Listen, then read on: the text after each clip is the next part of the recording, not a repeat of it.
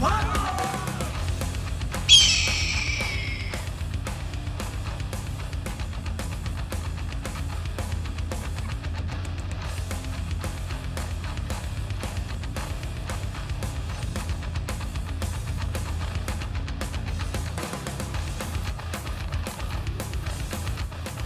the Rockville campus of Montgomery College, welcome back for the second game of our doubleheader from MC's brand new soccer complex on the Rockville campus. Michael Brown alongside former MC soccer great Sonia Rada. Sonia, it's great to be back here for game 2 of our doubleheader. Yeah, I'm super excited. Thanks for having me, Michael. Well, game 1 was a real exciting match, so we can only hope that game 2 is just as exciting. And in this one, we've got two teams that are on a bit of a roll. We've got the MC Raptors. They are 6-1 on the season. They've won 4 in a row now, and they're in first place in Maryland JUCO with an undefeated 6-0 record. But they're taking on an Arundel team that is 4-2 on the year, and they've won their last 3 in a row. So we're going to have a real good contest here, and traditionally the matches between these two teams have been very, very hard fought. And, you know, for those of you who are with us for the first game of our doubleheader, we talked a little bit about athletes, and we talked about the fact that, Sonia, as you well know, that athletes are creatures of habit. And a lot of these guys have some interesting superstitions and rituals that they go through before a match like tonight. Let's take a look.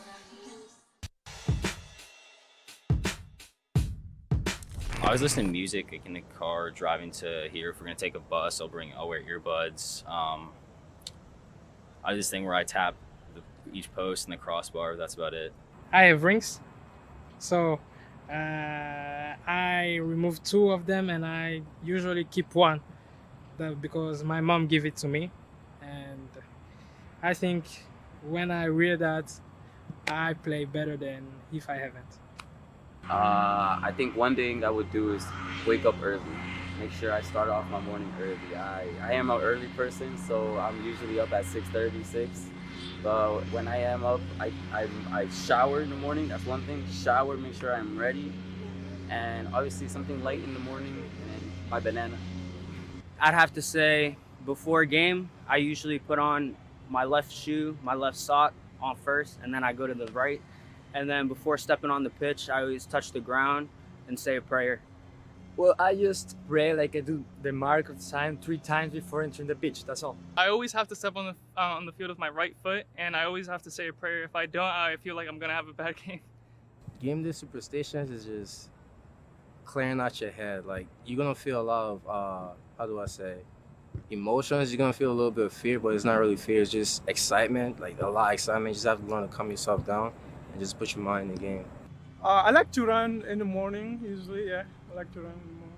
I pour some water on my compression sleeves. I wear a headband that I don't feel comfortable if I'm not wearing it during a game.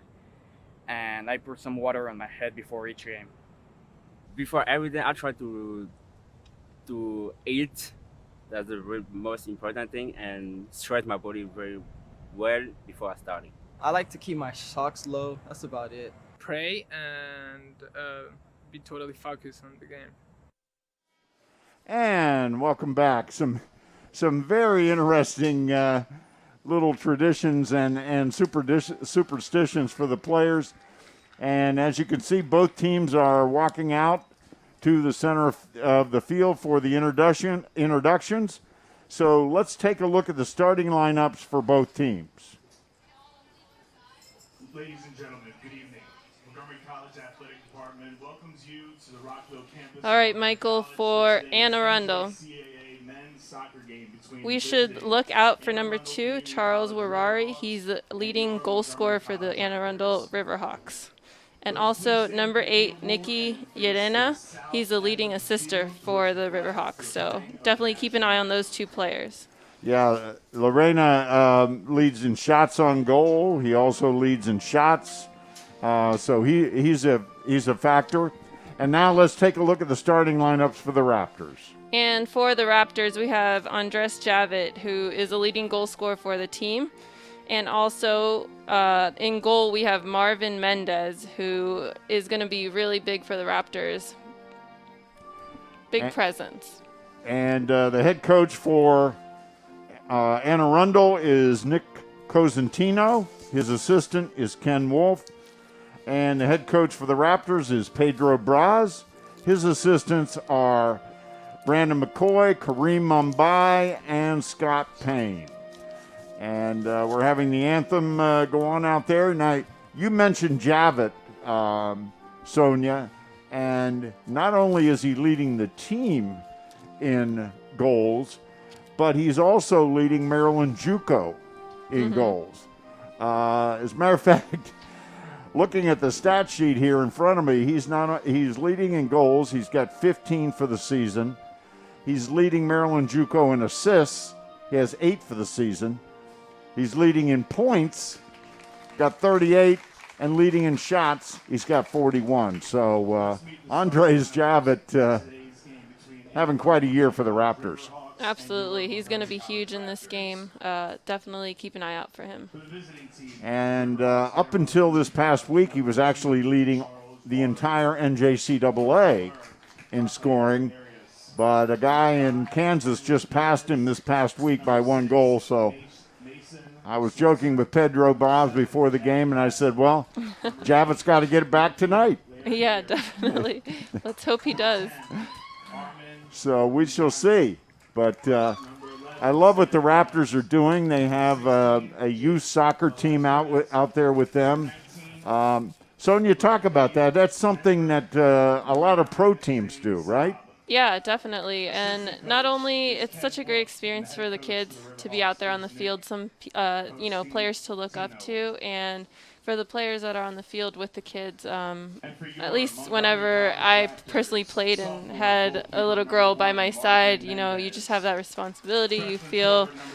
It makes you feel like the professional aspect of the game. And along with this amazing complex, I think, and under the lights now, the stadium looks amazing. So I think it's great. I think it's really important to do these types of things. Yeah, it's got to be a thrill. And as you can see, this is a youth team from Arlington, Virginia. Arlington is a big soccer area in a hotbed for soccer in this area. So good look at them. There's a good look at Pedro Braz, the head coach of the Montgomery College Raptors. This is Pedro's second stint with the Raptors. He was here back earlier in 2000, and he coached the Raptors for 3 seasons and took them to the national championships each of those 3 seasons. As a matter of fact, his first season here in 2012, the Raptors came within 1 goal of winning the national championship. They lost the Nationals that year 1-0. I was there covering it for MCTV. And that was a great team, and what a heartbreaking loss. But, of course, Pedro was also named the Coach of the Year in Maryland JUCO each of the 3 seasons that he was here. And then he went on to coach for 5 seasons at Gallaudet University. And then over the last year decided to return to Montgomery College, where he's not only the head coach of the men's soccer team, he's also the assistant athletic director under Tarla Gasquet. I think Coach Braz has unfinished business. He does have unfinished business. No question about that. And we get a good look here at the coin toss. See the captains out there for Anne Arundel, number 4, Rafael Arias, and number 10, Armin Luganjic.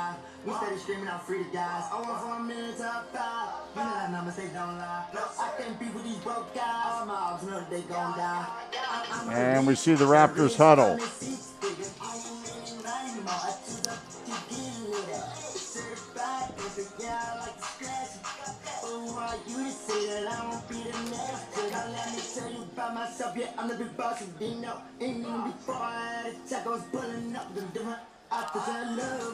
Raptors break their huddle. They're ready to come out on the field, and we are just about set to get going.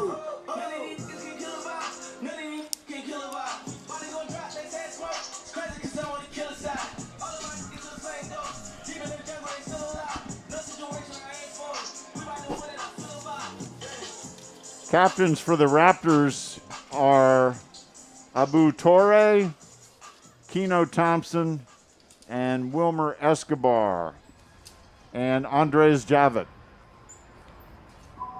Torre is number 6, Thompson 29, Escobar is number 19, and Javid is number 11. So we are just about set for the kickoff. In case you joined us late, in our opener, the MC Raptors women's team pulled out a very tight 1-0 win. Our player of the match was goalkeeper Lizzie Mayo for the Raptors. The lone Raptors goal was scored by Luisa Gonzalez with an assist from Mara Pisano. Good look there at the Raptors goalkeeper. Number 1, Marvin Mendez. Marvin is a sophomore out of Wheaton High School. So, Anne Arundel in blue with the teal green shorts. The Raptors in all white with the purple accents. Here we go, Michael. Off we go. This should be a good one.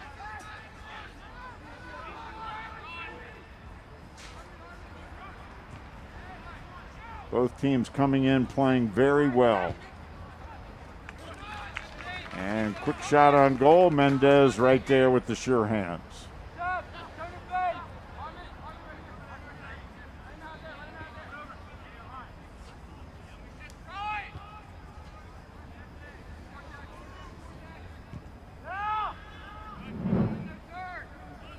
There's a quick look at that shot on goal. Number 8, Nikki Lorena,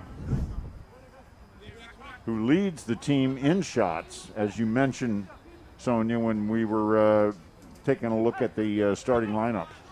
Yeah, he's definitely a player to watch. So, already first couple minutes of the game, you see him getting some shots off.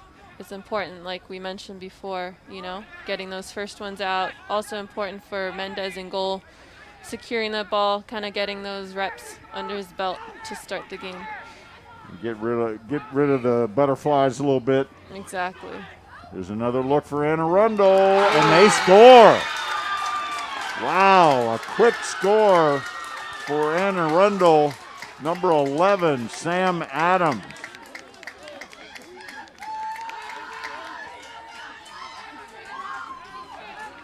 So Sam Adams, a freshman out of Chesapeake High School. That's a nice little combination there, give and go, right through the defenders. And they jump out to a very quick lead, only a minute and a half into the contest. There's a good look at Anne Arundel head coach Nick Cosentino. His assistant is Ken Wolf. Let's see how the Raptors respond. Yeah, a goal like that sometimes can take the wind out of your sails a little bit. Let's see if the Raptors, how they respond. The only good thing about getting scored that early is you have the rest of the game to try to get it back. Got plenty of time, obviously, and there's no panic. Now, as opposed to our opener, both of these teams have pretty deep benches, so we should see a fair amount of substituting throughout the course of the 90 minutes.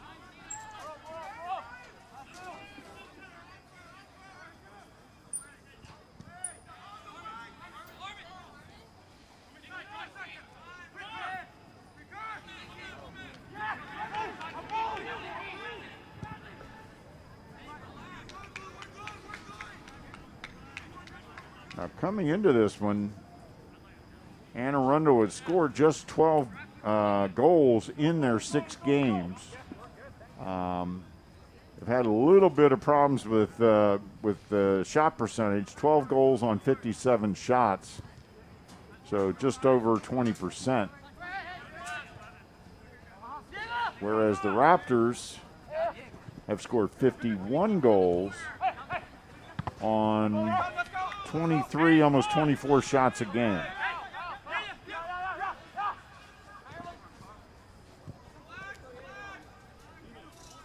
Raptors have had 167 shots. They've converted 51 of them for what I would say is a pretty impressive percentage, 30%, just over 30%, Sonia. Yeah, that is a good high percentage. Hopefully can make that count in this game as well. There they are on the attack. There's Javit with the left foot. Of course, that's a guy you want to get going. I believe that's Pacheco. Oh, sorry for the misidentification there. That was Pacheco. My apologies.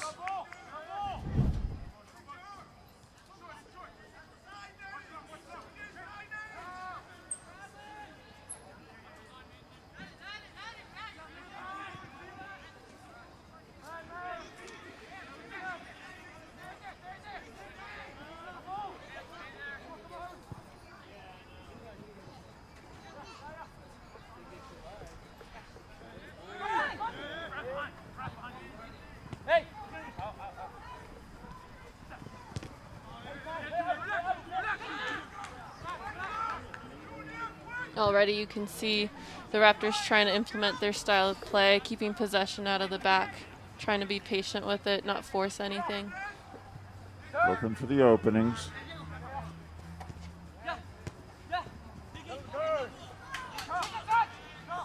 And Arundel gets it back. They leave it.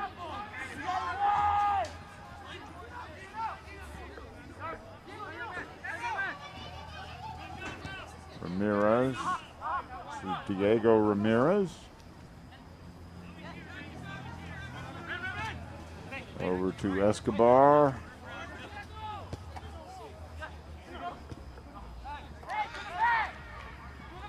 And that'll be out. And that'll be Anne Arundel's ball with the throw in. Henry Diaz with the throw in.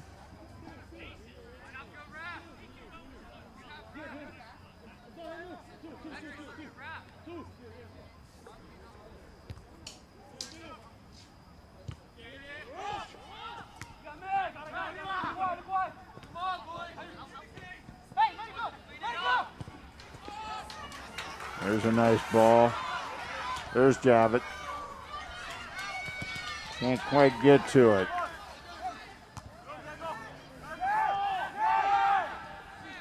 Ramirez.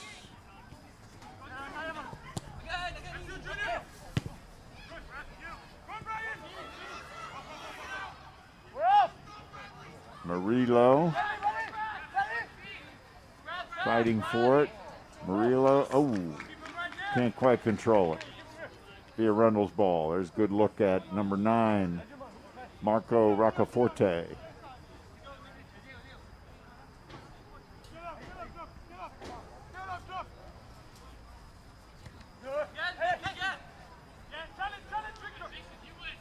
He wins that. Arundel wins it.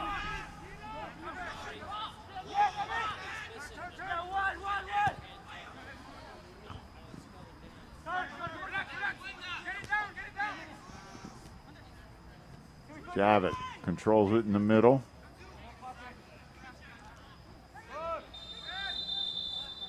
There's a whistle. Foul on Arundel. Victor Pacheco was fouled. There's Javit. Pretty ball, but Roccaforte can't quite run it down. Good look at Zane Saab, who is the keeper tonight for Anne Arundel.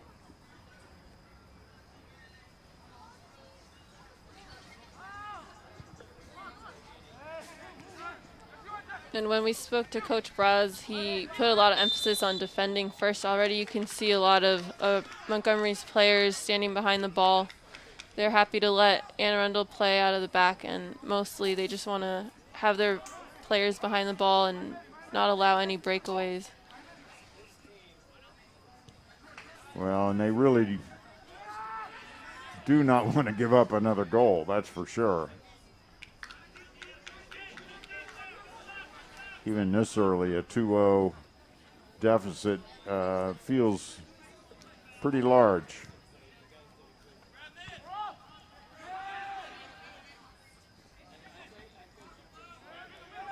And again, the Raptors play sort of a conservative offense, wouldn't you say, Sonia?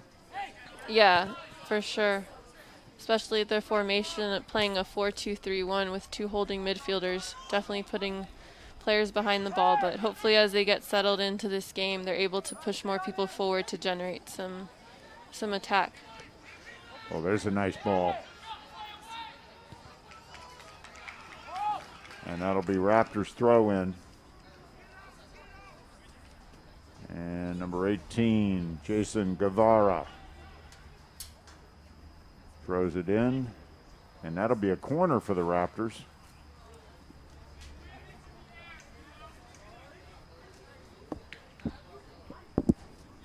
Let's see who does the honors. Looks like it's going to be Javit.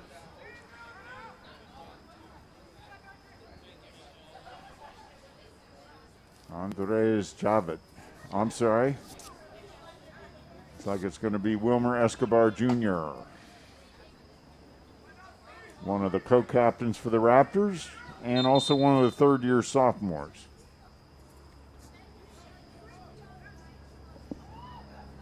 Raptors have a core of third-year sophomores, and that's, of course, due to the COVID year last year. There's a nice kick, but nobody there for MC Saab with the easy stop. Now, Saab is not normally one of their starting keepers.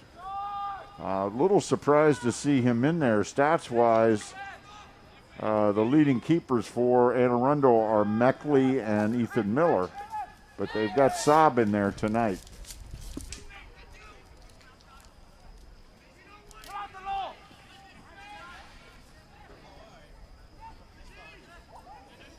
There's Javit. Whoa. Ooh. No call. He wanted one. Oh, someone's down, Michael, in the back.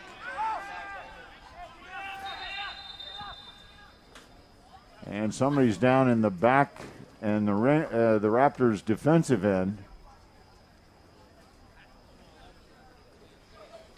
Can't make out who that is. I'm thinking it's Keno Thompson. And the officials have called a timeout. Now here's where Javit got hit. Oof. Boy. I don't know about that. What do you think, Sonia? And that one, I think that was a foul. And, you know, I don't usually think things are fouls. So. Sonia, of course, played defense for the Raptors, was the captain of the team back in 2015. And I might add, has played several seasons in Europe as a professional, always on the back end. So, and she never met a foul that she thought should be called. I always just say, get up. And that is Keno Thompson. Keno is another one of the third-year sophomores for the Raptors. He's coming off. Hopefully he's all right. From the looks of Pedro Braz. Looks like, and in for Keno is number 3, Amadou Koita.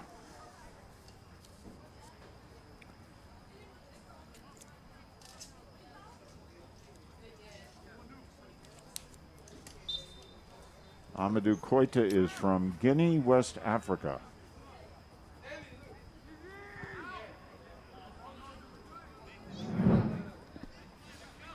There's the hit. Let's see what happened.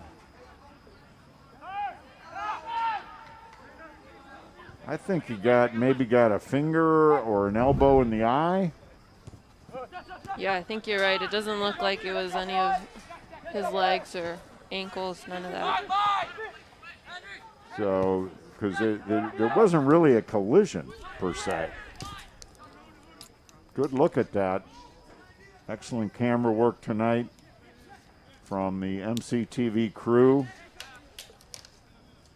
We're all thrilled to be here at the brand new MC Soccer Complex on the Rockville campus.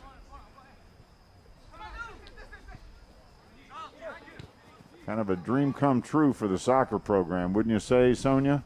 Absolutely, and I can't say enough about, there's nothing like playing under the lights, and this stadium is just a whole nother feel here. As the sun went down and it's night under the lights, this is incredible.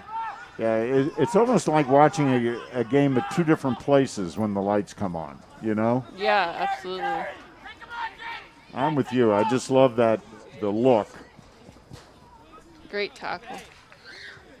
Really great tackle there by number 19, Wilmer Escobar. And that's why he's one of the captains of the team. He's got the yellow captain's band on his arm.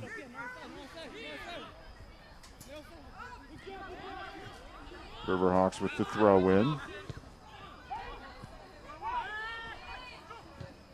Riverhawks on top. Got 32 minutes to go in the first half. We're in the second game of the doubleheader. If you joined us late, the Raptors women's team won the first game, 1-0. Ooh. And that time they call a foul on the Raptors. Number 5, Henry Diaz, is fouled by Escobar. I'm sorry.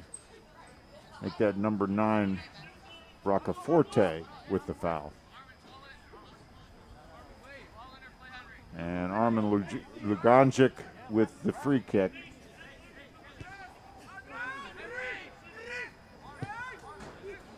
And there it is. Boy, that was right on the goal. Ooh, that's dangerous. Mendez needs to be careful there. I like that he's trying to play fast and get the Raptors going, but the Riverhawks were waiting for it, so needs to be careful there.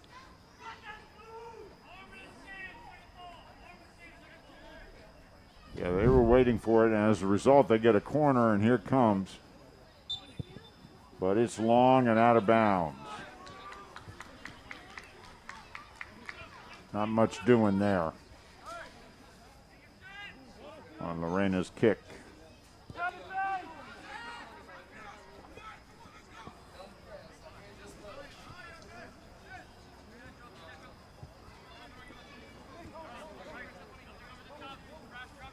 Torrey, that's number 3, Koita. Gets it way down there. And Arundel trying to save the corner. They do. Raptors pick it up. It's in the box. Nothing doing.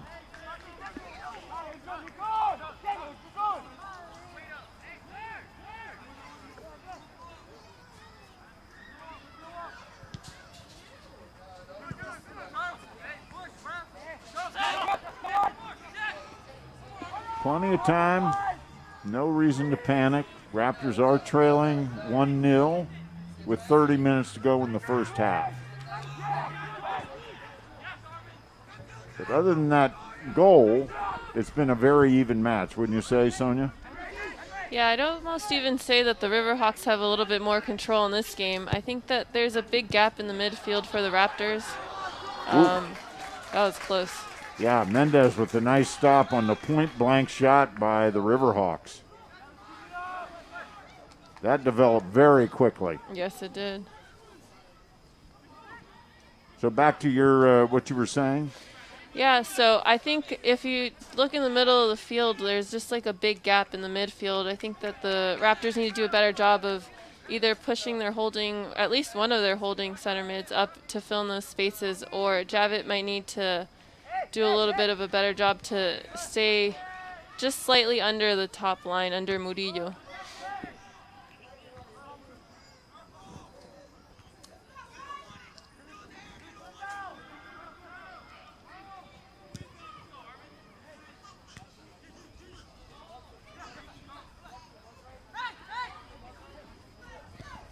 Escobar, Roccaforte.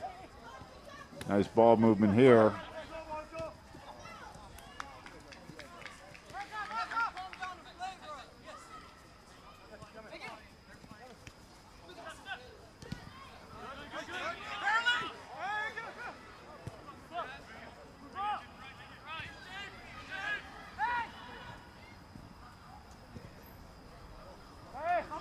Here's Javit. He's covered. Oh my gosh, he's triple teamed. Whoa, penalty kick, is it? They called a foul. Let's see what the call is. It may be a PK. Take a look. Nothing so far. They grabbed him. Down he went. Yeah, the ref calls a penalty kick there. So this is a PK for Javit with 28:10 to go. Got 15 goals on the season.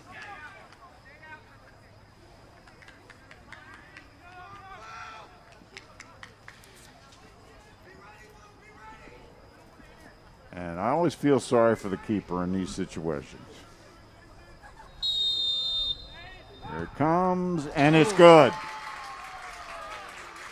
So Andres Javit with his 16th goal of the season. And he got one back just like you said. as we were talking to Pedro Braz before the game, he'll probably get another one to tie things up, and he sure did. And right into the back right corner. Saab with no chance. Well, he was close. I think that's why he's a little upset there, because, you know, if it goes on the opposite side, then okay, there's nothing you can do. But I think he feels he may have had a chance on that one. He did actually get close. I mean, I was watching some soccer yesterday, and oftentimes in PK situations, you know, the keeper just guesses, and oftentimes they guess wrong. So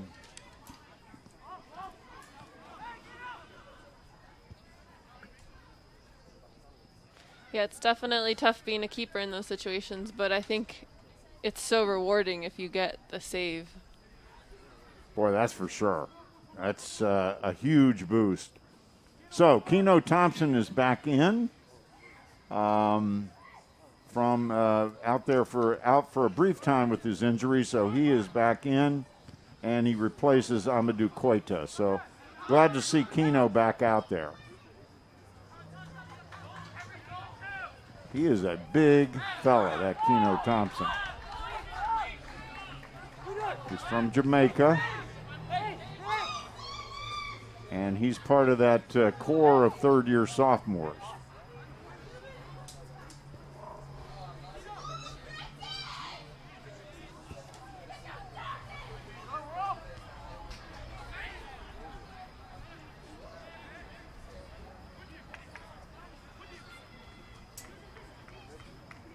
Nice job there by Ramirez.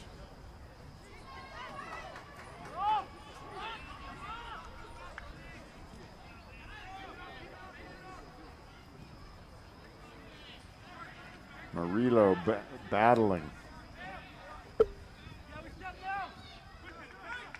Good interception there. Very nice. That was Caleb Mesfin from Croydon, England. Right here is where I think Ramirez can push up a little bit because he's so close to his center backs.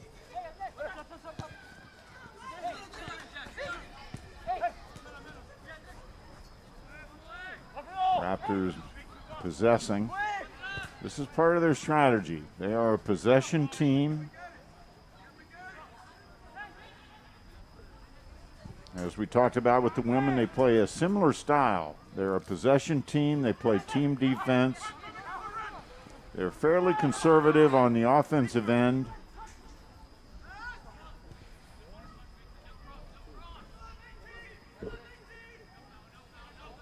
Oh, nice move. Finish Javit. it. Oh. Ball, if the ball had gotten there a half second earlier, it's 2-1.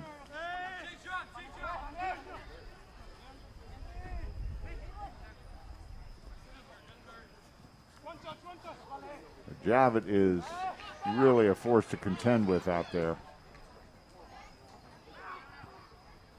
He's drawing a lot of attention.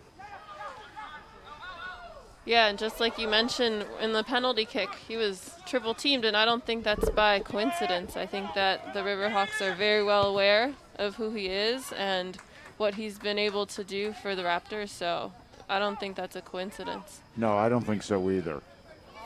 I mean, the guy's numbers are out of this world for so early in the season. Raptors have played 7 games. This is the 8th game, and he's had 16 goals, counting his goal tonight.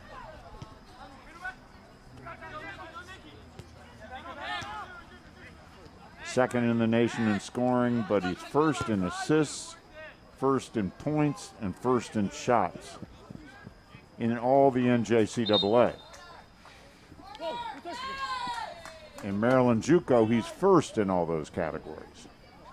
Exactly, so make no mistake, the Riverhawks know where he is at all times. I'm sure they game plan for him. Really good look at Wilmer Escobar. Communication is so important out there, right, Sonia? Absolutely. You know, your coach is on the sideline, and it just comes down to your team and how you guys communicate, because the coach will take you to a certain point, but once you're on the field, it's between you and your teammates. So communication is everything. Substitution for Anne Arundel, number 9, Trevor Militello in for number 2, Charles Wawari. Nikki Lorena with the corner, and nothing came of it. Well, there's a height from Keno Thompson, like you mentioned. So important from your center backs. Not a necessity, but if you have it, and he used it there for sure. It's a real asset. Ooh. It's like when you played, Sonia. You were taller than a lot of your opponents. Yeah, it definitely helps. I like being tall. To put it to great use. I'll never forget the first time I saw you play, Sonia. It was like, wow, MC's really got a player here. You're too kind, Michael. I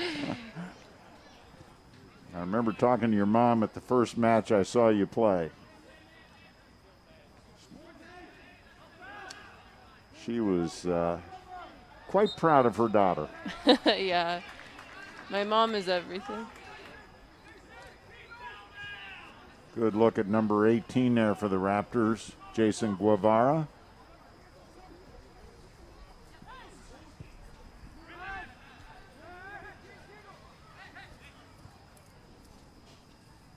Great camera work by our MCTV team tonight.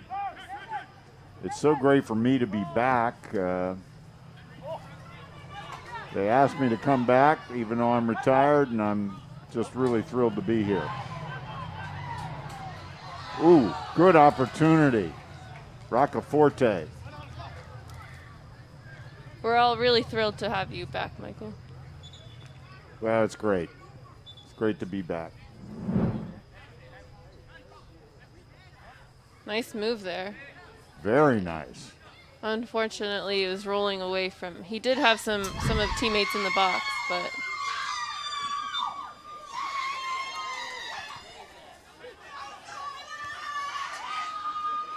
We've got a boisterous crowd here tonight. I'm sure you can hear them.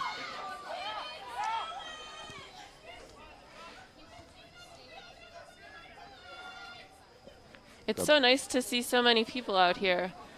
I think it's credit to the complex, the feel under the lights. Who wouldn't want to come out here to watch a game? Oh, it's a beautiful night, and under the lights like this, you know, We're not quite, I guess we are technically in the fall. And, but it's just a gorgeous night here. There's a look at some of the folks that are enjoying the match. And that's what we kind of knew this all along. Once this facility was open, we just knew it was going to be an attraction. And the night games, I think, really help. Oh. Oh. Wow. Roccaforte again. He's creating trouble up there.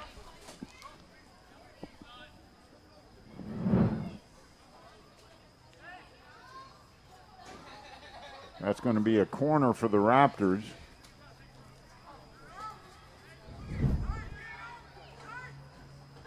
Waiting to see who does the honors. It's going to be Jason Guevara.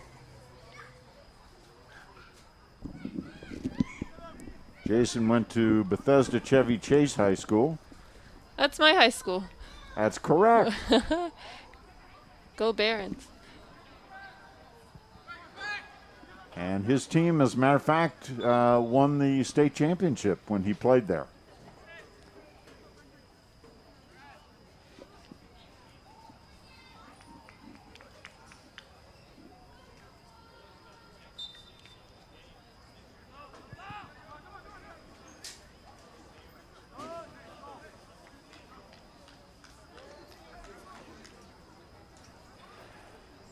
Substitution for Anne Arundel, number 17, Ryan Bollinger is in for number 5, Henry Diaz.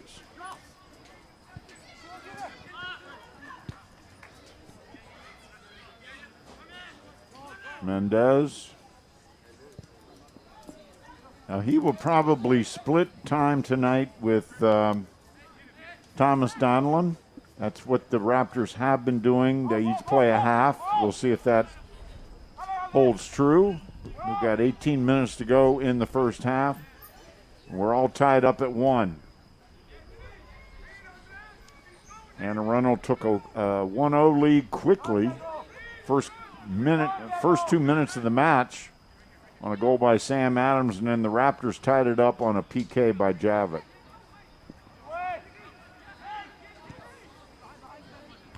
And that's where we stand. There's Javit.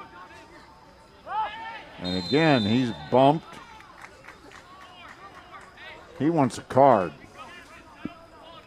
Not going to get a card, but he does get the penalty. Gets bumped. He gets blocked from behind. Yeah, and the defender has a hands on him, so I think that's why. It's a foul there. In American football, that would be clipping.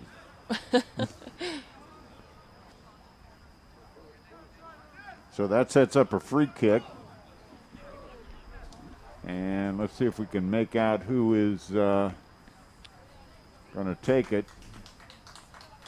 Between Jimenez and Ramirez. Yeah. Anthony Jimenez. Although Ramirez could take it. Oh, Ramirez is going to take. Nope. Jimenez.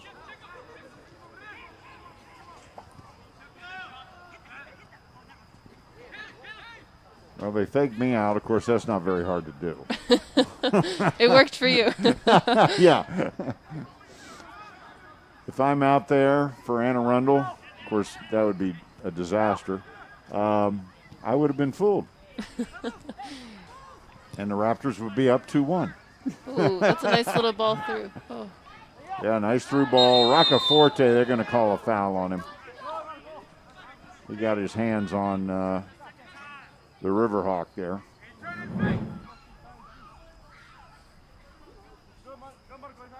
Arias.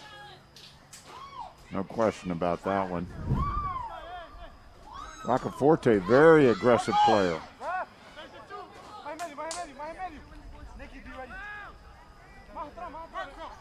He is from Ecuador.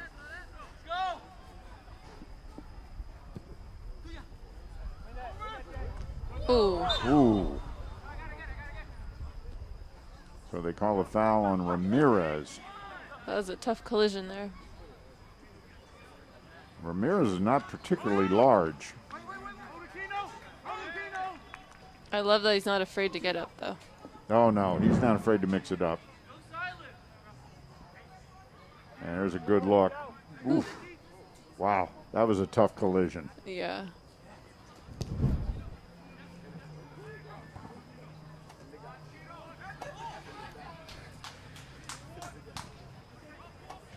Checo.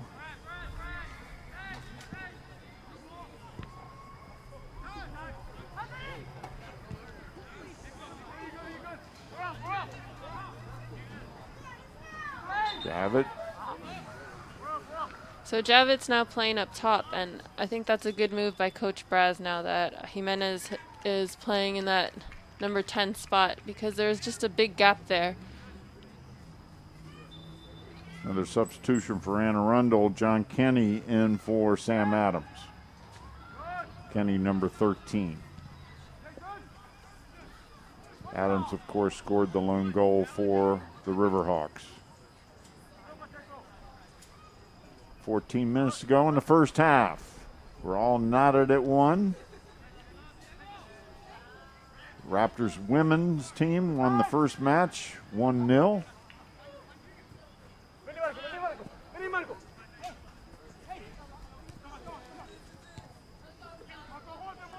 Raptors trying for the sweep tonight.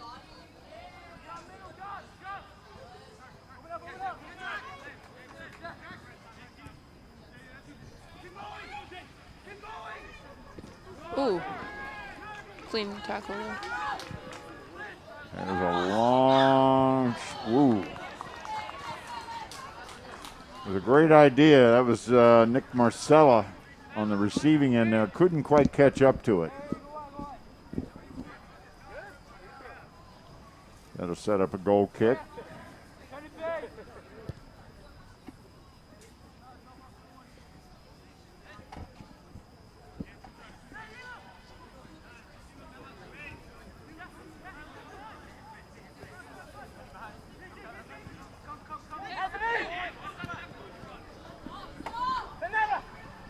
And to Roccaforte.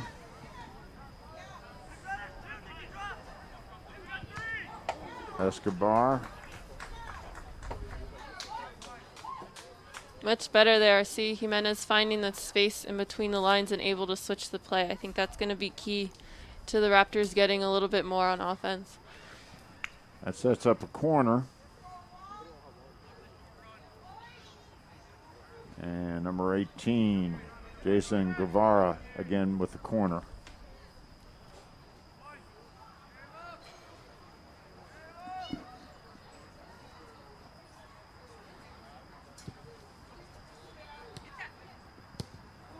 There's a shot, and it's high.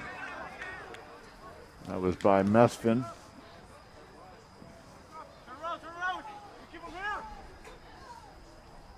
It's a good idea. You know, he receives the ball.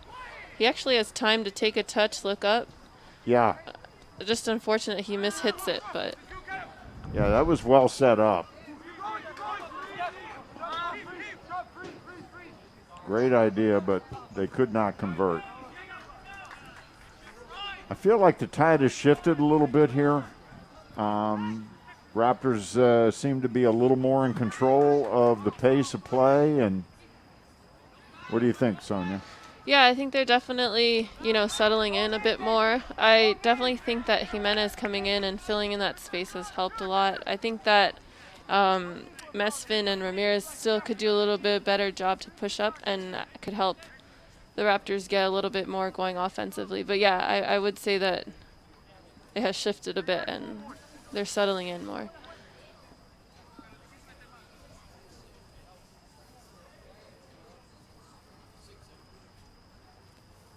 Good look at Arias, one of the captains for the Riverhawks from Anne Arundel Community College.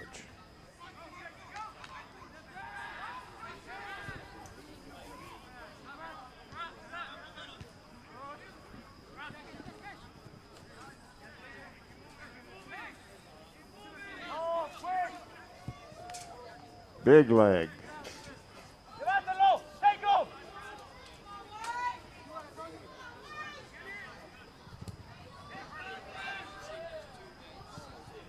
Ooh. Oh.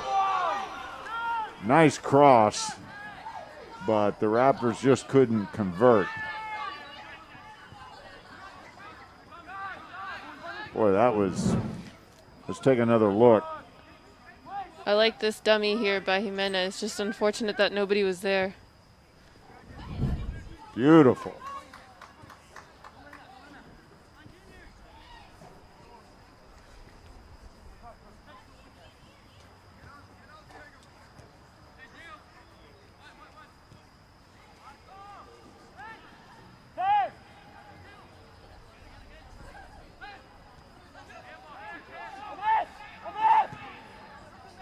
Come again. What a ball. Oh, Roccaforte. Oh.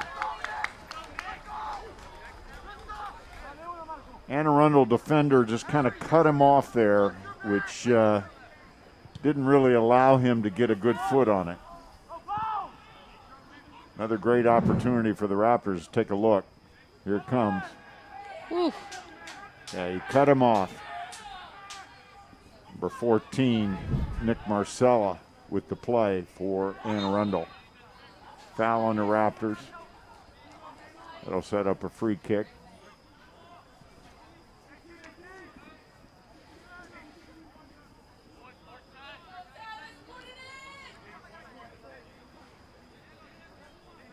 And Nick Lorena again, Nikki Lorena.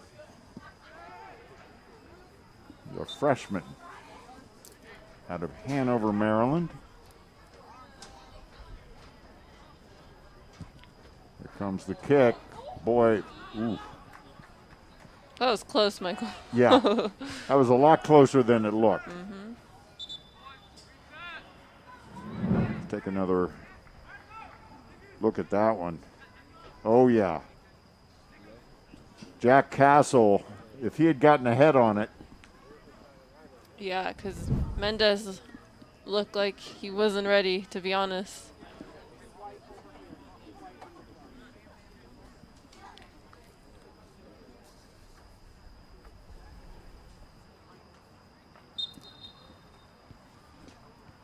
Derek Pocasangre in for the Raptors, number 15. It's his first appearance tonight.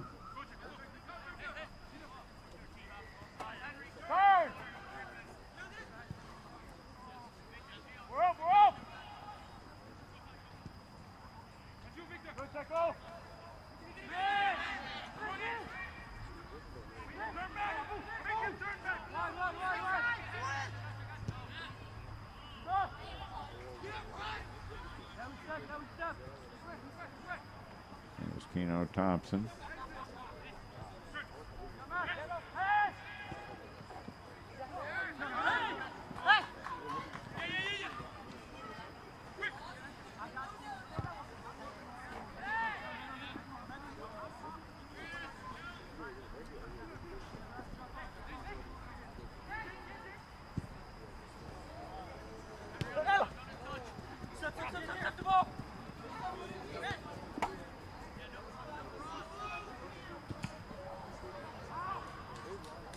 Escobar has a shot blocked, but that'll set up a corner for the Raptors.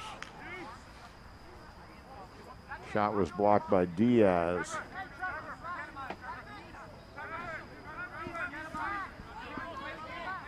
See if Cabrera comes over to take it again. Looks that way.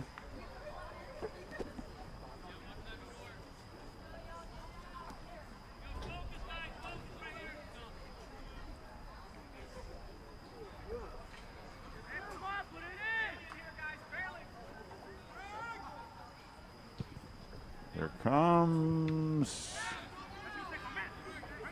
And going to be cleared by Anne Arundel.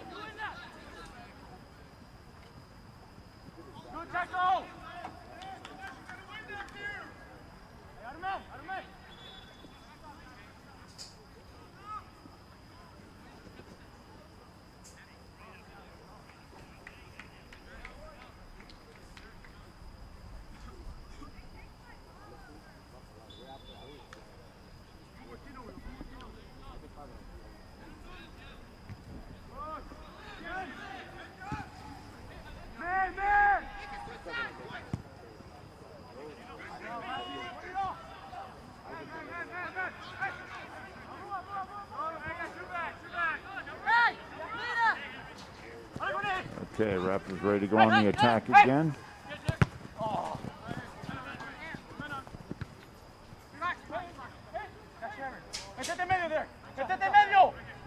Again, possessing the ball. Here comes the big foot. Nobody there.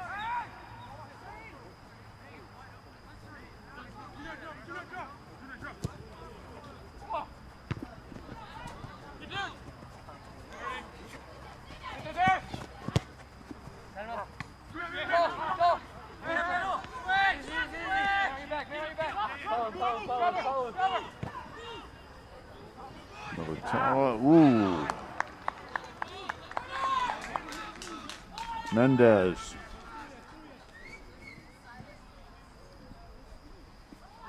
That'll set up a corner for Arundel. And Lorena again with the corner kick. Let's see what Arundel has up their sleeve for this one.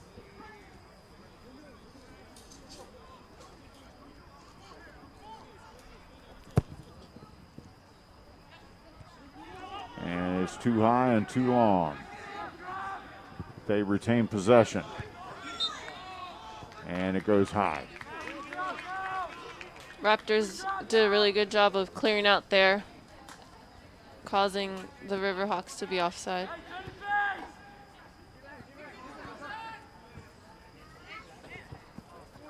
So the Raptors with the ball again. Raptors in white and Arundel in blue. Just over 3 minutes to go in the first half, and we're all knotted up at 1.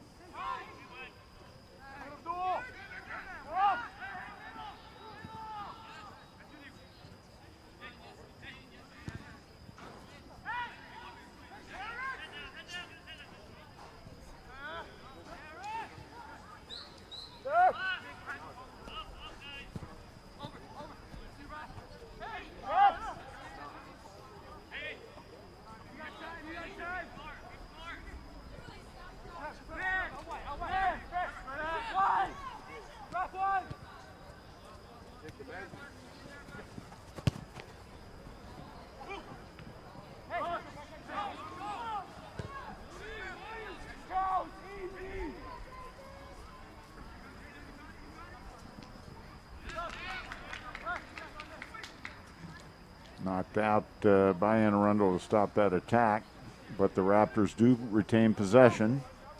Thompson, Ramirez, Jimenez, Torre, Escobar. Javit lost it. Thompson wins it.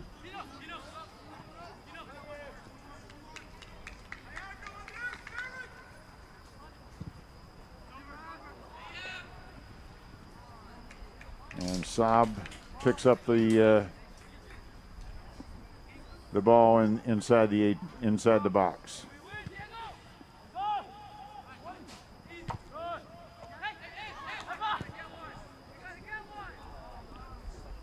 Pacheco. It's out of bounds, and it'll be Arundel's ball with just over a minute to go in the half. A minute already, Michael? Wow. Yeah. It went by quick. It did. Well, we've had next to no stoppage. Had a brief stoppage when Keno Thompson was hurt, but other than that, it's been continuous play. Of course, I guess we did have a stoppage technically when we had the PK. There's a foul.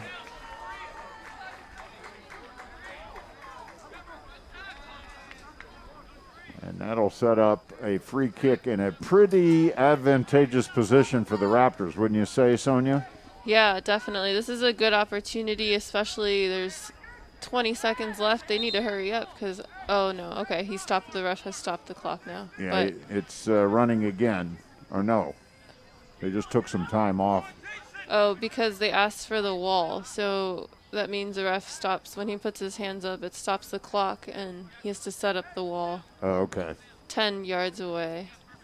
But yeah, this is a great opportunity. If you can get a second and go into the half up, it would be That'd be the quite a best lift. setup. Yeah, Yeah. absolutely. Quite a lift heading into the locker room, and this is a dangerous position for Anne Arundel. Raptors have a lot of options here.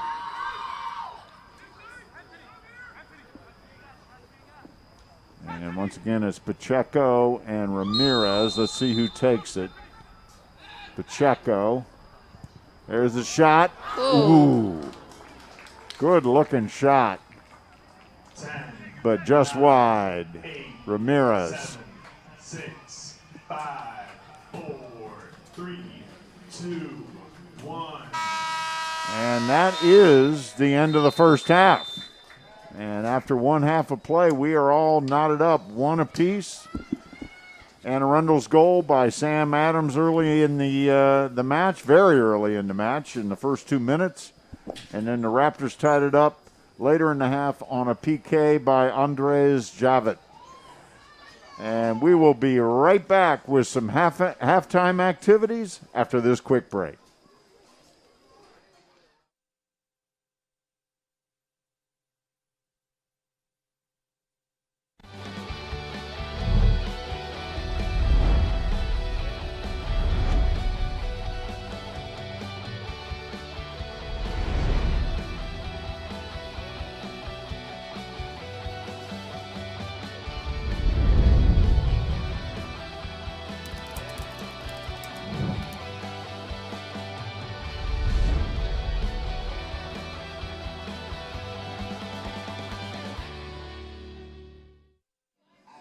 And we're back on the Rockville campus of Montgomery College in the brand new Montgomery College soccer facility as we take a look at Pedro Braz and the coaches of the Raptors as they get ready to talk to their team in halftime. We're all tied up, as you can see, one apiece. And Sonia and I had an opportunity to come out to the Raptors practice a couple of weeks ago. We got a chance to meet all the players. It's really an outstanding group of young men.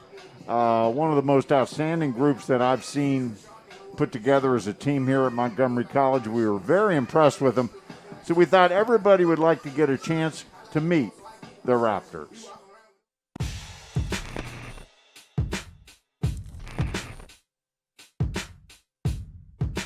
It was a great option, great choice. It's near home, and I just wanted to play here and stuff like that, and I love the coaches.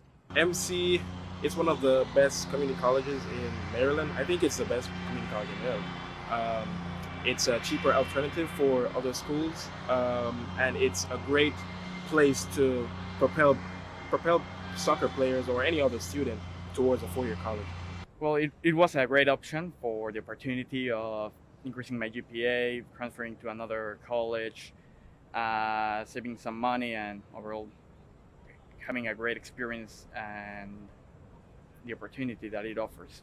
MC, I think it's a really good option basically because it helps a lot of students economically and all of that, and it's there for you and it will help you a lot to get to the next stage in your life. I chose MC because the history, and also they give me a lot of opportunities to achieve my goals.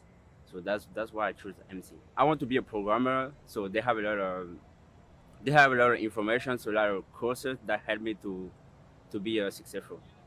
I chose MC because they actually have a superior educational system, and as well as the top Maryland JUCO soccer program in the nation. It's just closer to home, and then I have more opportunities here. Why MC? Because MC is in this area. It's like the closest place that I live. And it's like one of the few community colleges where you can actually come to and try and make the team, you know? Instead of like getting scouted. Because some kids don't have the opportunity to get scouted, like based on where they're at or where they go. So MC is another opportunity for them. It was a really good option with COVID and everything. There was kind of a lot of the opposite of a lot. There was no really scouting, no tournaments and things. So, and I knew the Benfica coach also was going to coach at MC. So he says, why don't you come here? You play here for a few years and we transfer out and play somewhere else. So I thought that was a really good option. So that's what I did. It was the nearest and the best option of where I'm living now. Here, like we came the whole family, and this was the best option. Well, I just come here because I know the coach and he can develop me into a better player. So I'm looking forward to that. It's local. It's around the area. It's also one of the best schools in Maryland, to be in fact. I mean, look at the facilities. It's insane what they provide and what they give to you. It's also a cheaper way financially, especially for where I come from. I come from a low-income family. So it's not even, the programs here are actually pretty good too. So it comes along well. Good things happen. It was in middle school. It was during the Campeón de Campeones, Champions of Champions. After the 2 tournaments of spring and fall, the 2 winners went and play a game at the Estadio Azul. Probably winning regionals with my high school team. It would have been freshman year. We beat Frederick 4-0. It was a big rivalry game, and it was very fun. Last year, probably against Hagerstown, had a goal line clearance to keep a clean sheet of 10-0 against them. I think my favorite soccer moment would be last year. The pandemic obviously made things a little difficult, but we have a small season in the spring. My favorite moment, I think, would be when we made it to region finals. And because I'm a goalkeeper too, we went almost to extra time. We almost won. We went to extra time. I think the best moment for me was when I saved the penalty. Saving that penalty probably meant so much to me because we could have won, but things happen along the game, but that's part of the game. My favorite soccer moment is when I get for first team to the national team under 14 in Ecuador. I'd have to say my goal against Frederick in the semifinals of the conference finals. I would say winning states with my high school teams. That was pretty fun. Maybe last season when I scored a free kick here on this field, it was probably like I think 30 yards out, and it was a game winner, so that was really nice. I think the environment here is amazing. The staff, the coaches, everything. It just feels like I just words can't describe what this place means to me at this point. Okay, my first part is that I'm meeting new people and learning a ton of tactical football and technical football. Just playing with the team, I got to know more people. The soccer team, so far. I think meeting everybody, like, building new relationships and meeting great people. My best part, I'd have to say playing soccer. I'd have to say stepping on the field with my teammates and having great games with them. I would say staying closer to home, mainly the team, to be honest. Playing soccer because that's why I'm here. I could have went to another school, but I stayed close to home and I enjoy playing soccer. Probably joining the MC soccer team. Best part of being an MC so far is this program. It's really been like one of the main things keeping me going, as well as the education here. It's a lot easier to handle and maintain the cost as well. So that's probably been one of the best things. Coming to play soccer. First and foremost, they do push you to exceed. They want the best in everything, like the little details. That's what matters. The details. They want to see you become a better person. They want to see you become on and off the field. Make sure you're doing your things well, and just to become a better person in any way. My favorite part of Betsy is the field. So I love to run all the time, hang out with the guys. So it's pretty good. Favorite soccer moment of all time? Oh, that's a tough one. Probably be Liverpool finally winning the Champions League.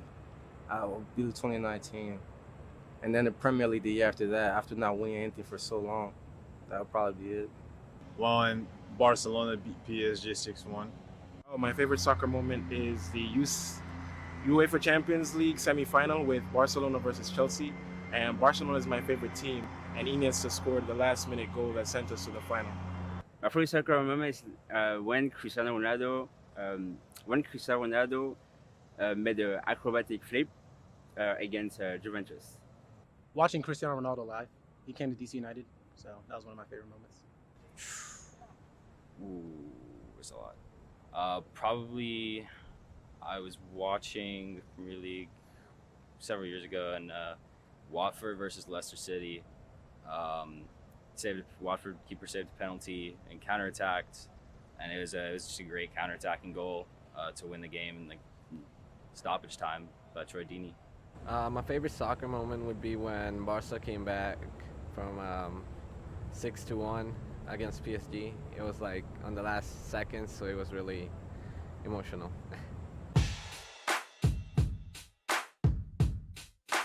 It means a lot. I've been playing since I was probably about 8. I've never looked back. I mean, I played other sports, but none of them were I never enjoyed any of them quite as much as I enjoyed soccer. And I mean, I've always been a goalkeeper. My first ever coach said, you know, you like throwing yourself around on the ground, why don't you play goalie? So that's what I did. Football is like, how to say, we can play together and have fun together, work hard together. That's the only thing for me. Like, we need to all the time need to win. So for me, it's the best thing about football. I would say it's everything because being from London, football is more of a passion, not just a sport. I would say that's the main difference for me.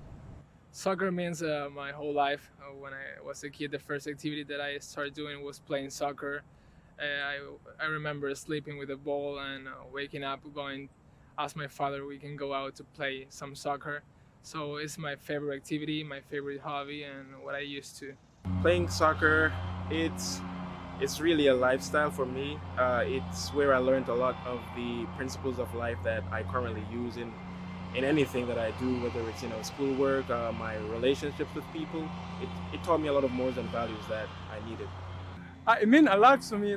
Back home, we basically have the soccer, only the one sport that everyone plays. So I was playing soccer since I was like very young, so age.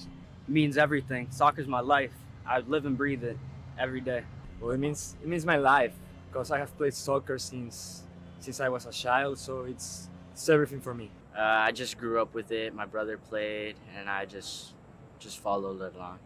To me, it means a lot. It brings me a lot of joy and stuff, but ultimately, I usually just play for my parents and stuff. It means a lot to them, and it makes them happy, so I like to represent them on the field.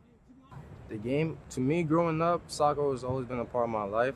I remember the first game I watched when it was Guinea playing against some other African team. And I remember we lost that game, and that was the first time I cried over a game. And since then, I just wanted to play soccer and become better. It's something that I always wanted to do to get better, to help out my family in the future. So we'll see where it takes me from here. Playing the game to me means a lot to me because whenever I'm on the field, I forget about the rest. Like, it's like really cool, like the feeling that you feel when you actually like do something nice with the ball, and you don't have to worry about all the problems you're going through. Everything. I started playing soccer when I was like 5, 6. That's what I do when I'm happy, sad, whatever. It helps me. Soccer's my life, honestly. It's my passion. It's what I like. It really unloads a lot of the stress that I have otherwise with schoolwork or finances or anything like that. It's kind of a haven for me. It's where I forget everything. It's having fun with friends, meeting new people, remembering when I was young, playing with my brother, with my grandpa, all those moments I had with them. And overall, it's having fun doing what you like. I love soccer. It's a sport I grew up since I was small. My older brother plays it. I come before him pretty much. I see the way he plays. I see the way he does things. You know, soccer teaches you more than just to play the game. It's like a lifestyle, as they say. You know, the little things you do on the field comes out in real life when you're speaking to other people, when you're talking. You know, those little things that they come in the field. And welcome back to the soccer stadium on MC's Rockville campus. Once again, Michael Brown alongside my partner, Sonia Rada, where we are all tied up at halftime 1-1. And let's take a quick look at the first half stats. Sonia, what do you see there? Anything jump out at you? I think that, both teams have 3 corners. I think that shows that it's pretty even match game. Both of them are attacking and finding opportunities in the back, but yeah. And as you can see, the The goals were by number 16, Jake Vasquez for Anne Arundel. I think all half long I was giving that goal to Sam Adams, so I apologize to Jake Vasquez. He scored for Anne Arundel in the 2nd minute, and then the Raptors answered in the 17th minute on a PK by Andres Javit. And let's take a look at some of the highlights from the first half.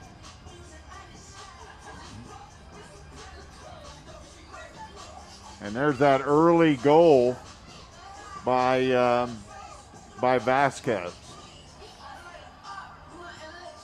Save early there by Mendez.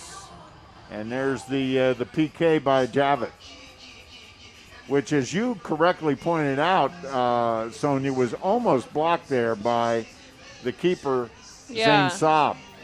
It was close, definitely, and you can tell by his reaction because he's like, "Oh, it's just there." So, yeah. And of course, boy, what a lift blocking a PK is for not only for the keeper but for the entire team, right? Yeah, I mean, absolutely. Especially if you're the player that causes the penalty kick, when your goalie comes up big, that's huge. oh yeah, because you're feeling bad. Absolutely. And then you can wipe your forehead and be like, "Woo, that was a close one." Yeah. So the Raptors are coming back out on the field. There's a good shot of Andres Javit. He's joined in the shot there by number 14, Abdul Anukal. Good shot of number 6, Abu Torre. And we were entertained at halftime by a youth game, the Arlington Youth League, and they're actually still out there having a good time, getting to play under the lights. That's got to be a thrill for those little kids, right? Yeah, why not? And you can see some of the players coming out already, but the kids don't care. No, they they're want to going to keep going. playing. There's a good look at Pedro Braz, the head coach of the Montgomery College Raptors. I would have loved to have been a fly on the wall for his halftime. I was just thinking the exact same thing. I'd love to know what he said to his team, and I'm excited to see how they come out. I think that Coach Braz is a very intelligent coach, and I think he's going to make those adjustments. So talk about you were talking to me about the middle of the field and how that's impacting the game. Yeah, so it seems to me that from both sides, both teams, the game is very split up. It's becoming very direct, and there's no play through the midfield. I think that for the second half, if either one of these teams could find the middle, connect a little bit more, I think it could really make an impact in the game and allow whichever team wins that midfield to win the game. I think that's a key because the whole time I'm watching, I just see so much space in the middle, so much space, and for the Raptors, it's their holding center midfielders are just kind of behind. They're a little bit too close to their center backs. And I think if they push, at least one of them pushes a little higher, they'd be able to play through the midfield a little bit more. A couple times when Jimenez was dropping down in the middle, I think it allowed for more opportunities like that. So we'll see if either team, and could you say the same thing about Anne Arundel? I could say the same thing about Anne Arundel. I think that they had a couple combinations in the middle. But yeah, I think that if they were able to find the middle as well, they'd be more successful. Because everything is just so direct and it's kind of predictable for both teams. The back lines are able to clear the ball, head the ball out, or the goalie scoops it up. So. All right, so we will see which team was able to make the adjustments necessary. And we are all set to get underway. We've got 45 minutes more to go, and we anticipate an excellent second half. Both of these teams come in with winning records. The Raptors 6-2 on the season, and they are 6-0. And I'm sorry, the Raptors are 6-1 on the season. They are undefeated in conference play with a record of 6-0. And Anne Arundel is 4-2. Overall, 3-2 in the conference. Raptors have won 4 straight. Anne Arundel has won 3 straight. So both teams playing well coming into tonight. Something's got to give. So we'll try to pick up who's out there for the Raptors. Well, certainly number 19, Wilmer Escobar Jr. is out there for MC. We see number 14, Abdul Anuko out there. Number 8, Caleb Mesfin. 15, Derek Pasa Angre.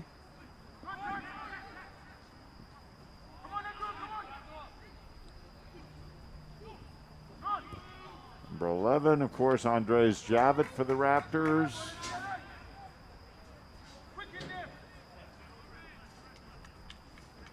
And we do have a new keeper for the Raptors. I'm assuming, I cannot see his number from here, but I'm assuming that's Thomas Donlin. He and Mendez have been splitting time. So the Raptors are going to have a corner coming up. Yeah, and it is. Now we can get a look at him, Thomas Donlin. Highly recruited keeper out of Einstein High School. And Jason Guevara is back out there. He's been taking all the corners for the Raptors. So let's see what the Raptors come up with. There's the kick. And they will retain possession. Unfortunately, that didn't work out, but you can tell that that's probably something that they worked on. The run by Ramirez is the fake, and it was supposed to go to the man behind, but unfortunately the defender read it. Yes, so Jimenez is back out there for the Raptors as well. I did want to make a note that Javid is now playing on the wing. I think that that's a good move by Coach Braz because he can exploit those wide spaces, and I think that when he was playing in the middle, he almost looked like he wanted to be receiving the ball wider. So I think that's a good move, and I want to see if he can make good use of that space and hopefully get us a goal.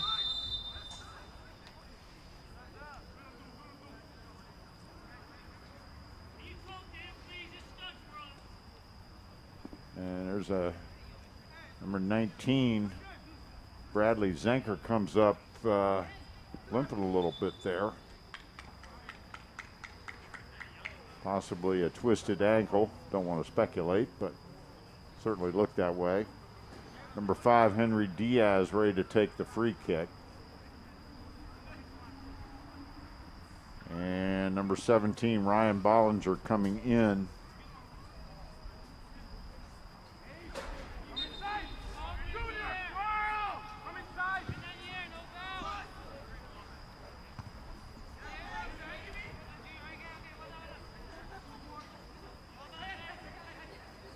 There's Javit.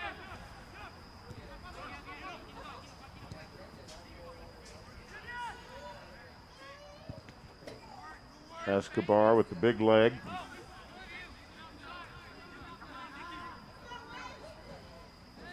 Raptors have made some substitutions.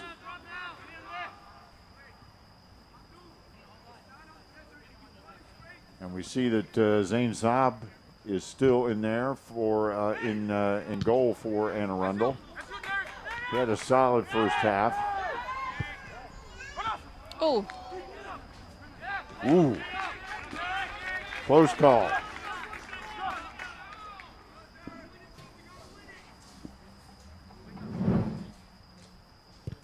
Saab had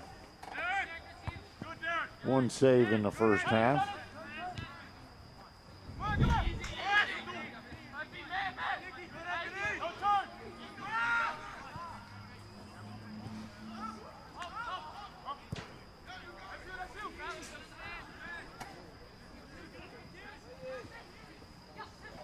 Ooh, no foul called.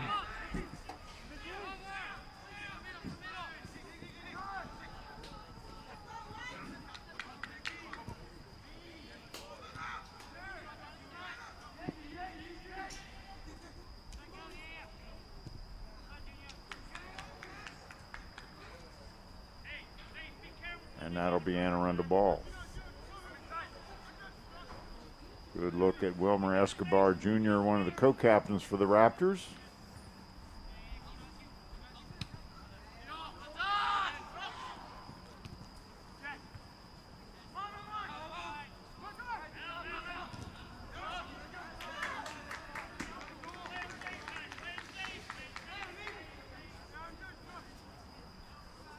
Pedro Braz, head coach of MC Raptors. Diaz with the throw-in. Broken up by Javit. Raptors with possession. Abu Toure.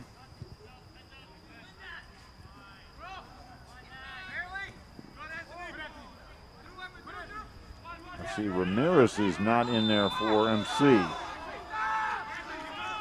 And the foul called.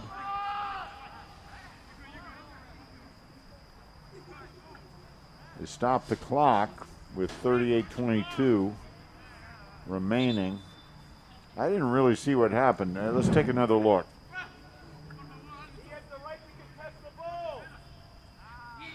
Ooh, yep.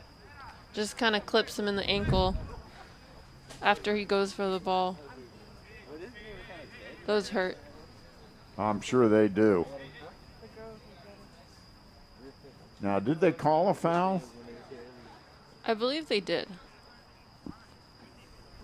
I thought so too. And I'm assuming the foul was on the Raptors.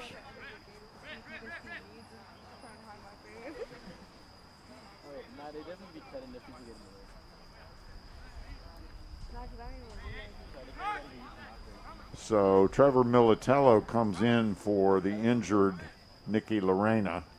So he hobbles off. And the foul was on the Raptors, so it will set up a free kick. And the free kick will be taken by Arman Luganjic. Good kick. Too long. Be Raptors ball.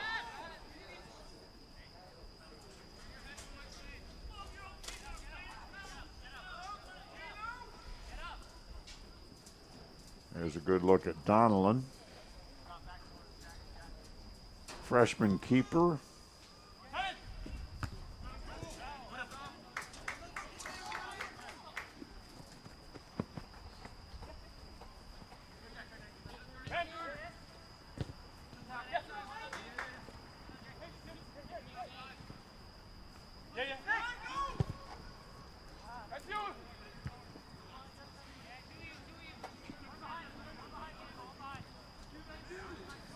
Now Diego Ramirez is back in there. I think he played the entire first half for the Raptors. There's a good look at Diego. Yeah, he's been working hard in there, so I expect the same for the second half from him. Yeah, he's really working hard. Raptors trying to keep it down there. Ramirez, Javit. Javit wins it. Oh. Oh. They had something going there. Ramirez trying to cut it off. Keep it in the Raptors' end. We got to get back here.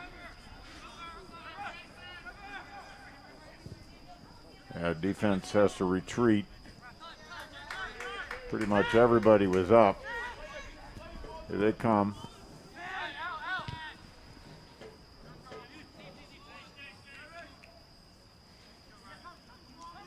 Donlin. Over to Mesfin.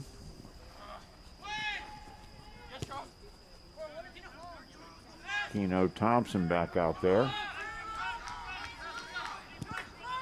Ramirez.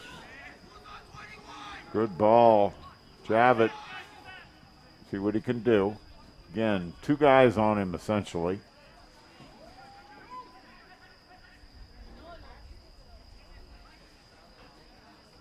And he loses it. That's unfortunate there, but already on those last two plays, you can see that him being on the wide wing is, his ability to take players one-on-one. This one didn't work out for him, but the previous one did, so already making an impact on that right side. So we could look to see that maybe bearing some fruit as the half progresses. That's a definite change.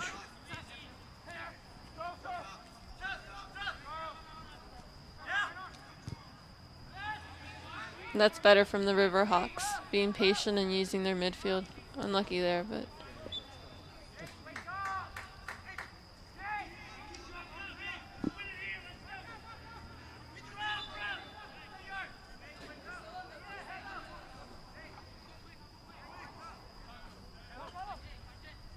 Esfin. Thompson. Big leg.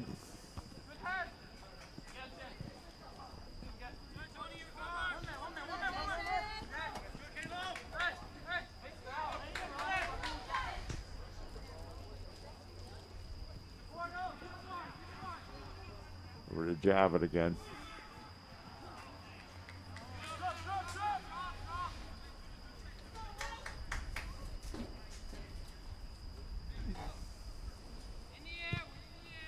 Saab with the kick.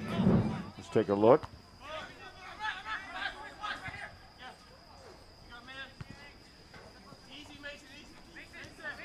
It was a good idea there. It just didn't work out for the Raptors. I think you can see some of those adjustments that they made at halftime, though, attacking the wide spaces.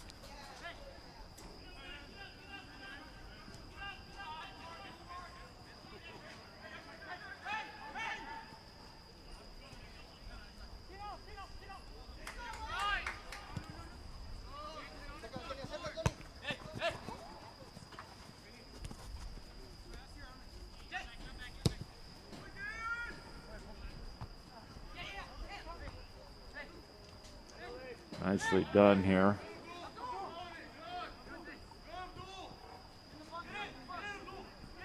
Raptors got something going. Comes Guevara. Oh! Oh, beautiful center. Oh. Javit just high. Oh. Oof. He wants that one back. Oh, absolutely.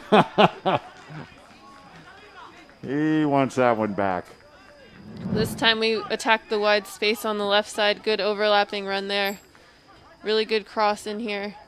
Those are so dangerous, so difficult for the defenders to get because they're going backwards. And the defender's momentum is going, in the opposite direction. Yeah, so. that was beautifully set up. And I missed who was in the middle there, also had an opportunity, but couldn't quite get to it. But I think the intended receiver there really was Javit, wouldn't you say? Yeah, most likely.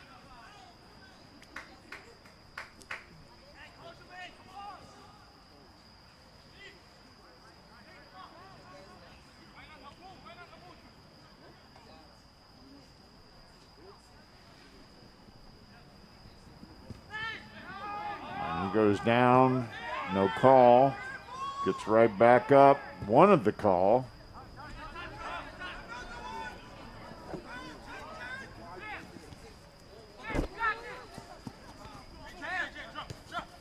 The official's letting them play a little bit.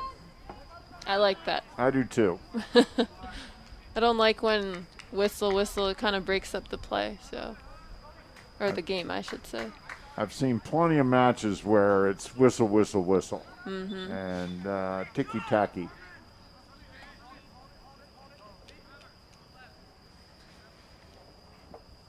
And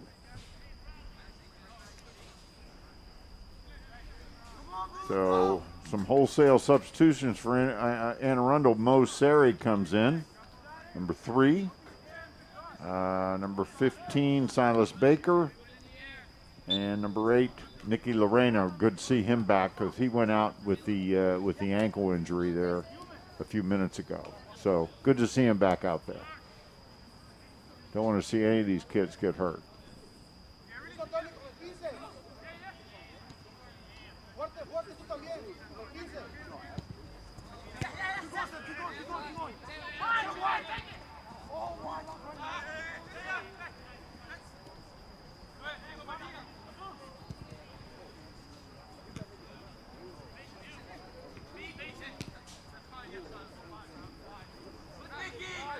Very even match.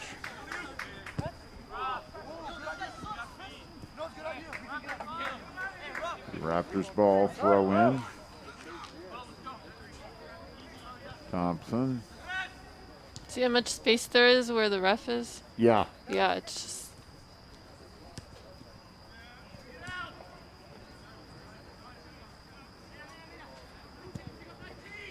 Yeah, there's a lot of space out there.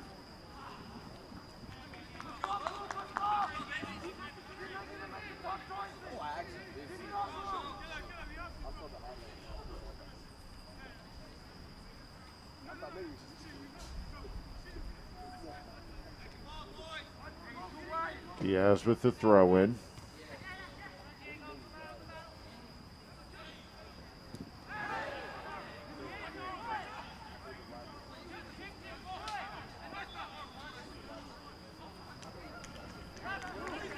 Ramirez is a fighter. He wins that throw-in right here.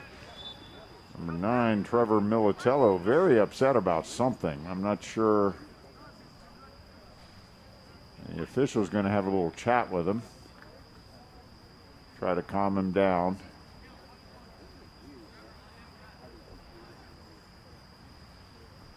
For his own good, he's trying to calm him down. Wouldn't you say, Sonia? Yeah, and you never know. He might have seen Ramirez had the last touch. Sometimes when you're a player and the ref misses a call, it can be very frustrating, but you have to keep your head. Yeah, you got to keep your head, and you certainly don't want to pick up a yellow card. Mm-hmm. We've had no cards in either match tonight, which is excellent.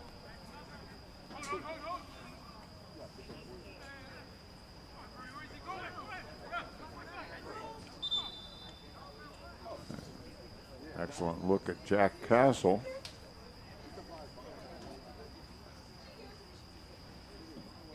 I think Militello is still fuming.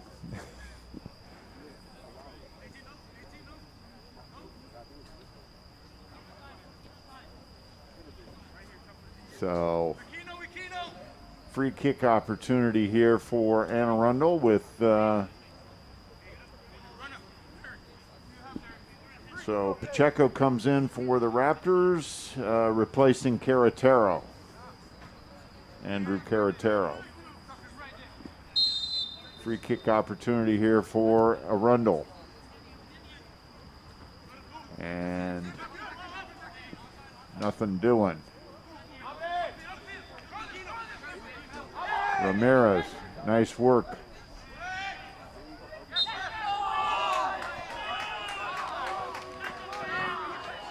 And they called a foul that time on Anne Arundel.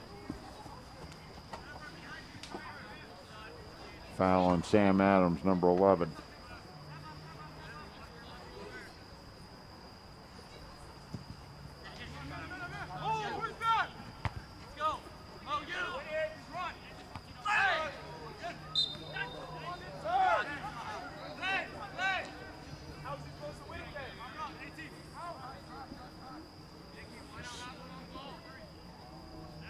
Well, this is a good opportunity for Anne Arundel.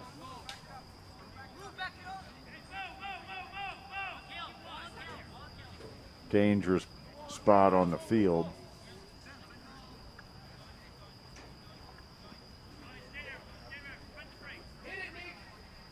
We've seen these converted.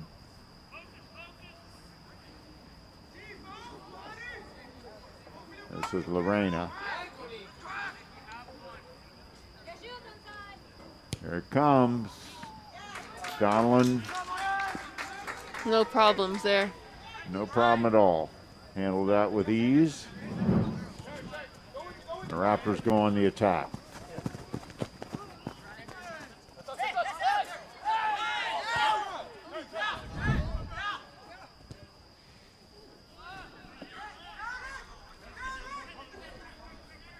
Ramirez with the big boot.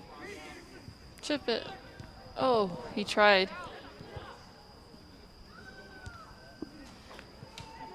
There's Javit, gathers it.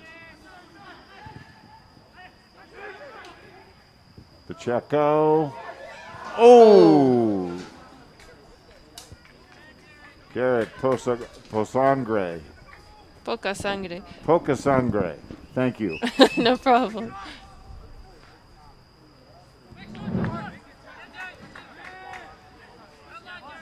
Ooh. Boy, he gets his foot on that, you probably got a goal. Not just the goal, but that would have been a golazo. That would have been a beauty. Still waiting for a golazo, Michael. Trying to see something nice.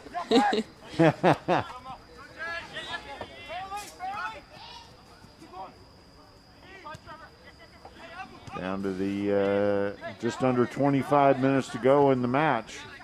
Still 1-1. There's a whistle. Foul on the Raptors. Sets up another free kick.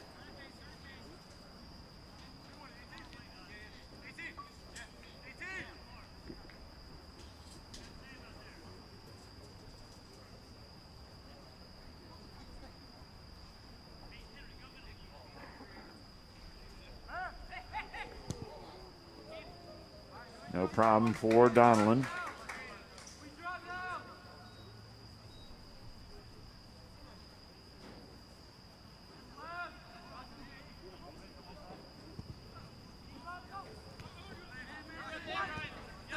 Here comes Arundel again.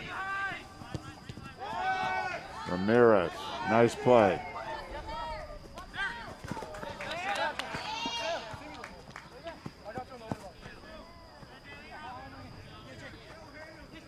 Ramirez out of Sherwood High School. Very active player. Yeah, he's had a lot of touches on the ball, defensively, also recovering the ball.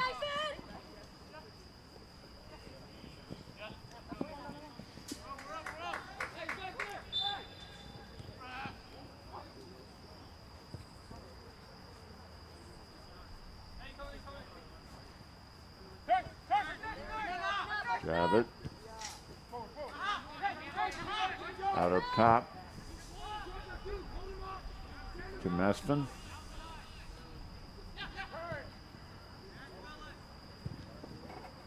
There's a cross.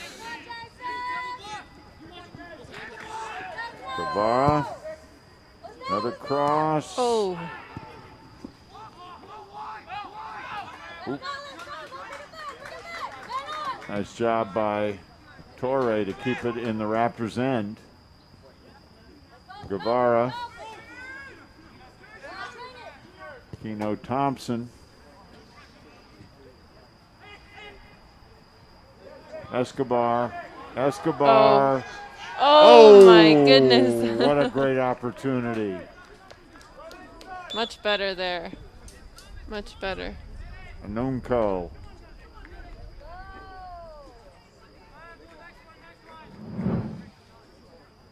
Boy, this was what a play. And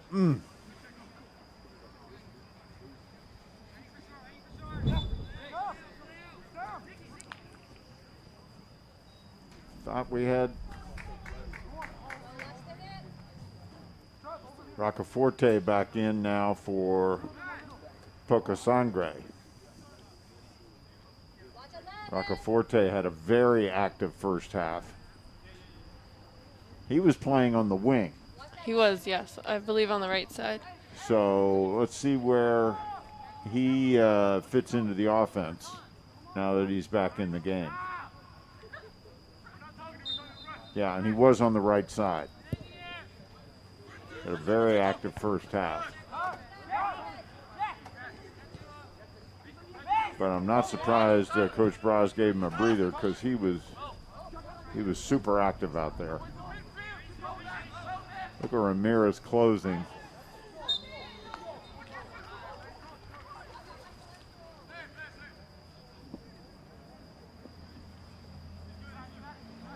Another foul. All right, and Arundel with the substitution. Lorena out and Luganzik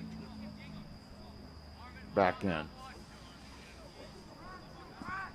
So both coaches using their benches pretty freely, and as well they should. These guys are playing hard, and both teams do have pretty deep benches. So Anne Arundel with another opportunity, and this is Luganczyk. Probably the reason for the substitution. And it's another dangerous spot on the field. See what happens.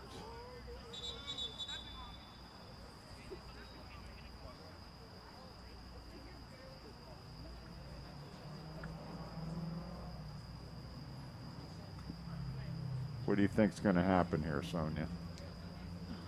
I don't know, but maybe he's bleeding. Might be a reason to have him get off the field. Oh, one of the Raptors? Yeah.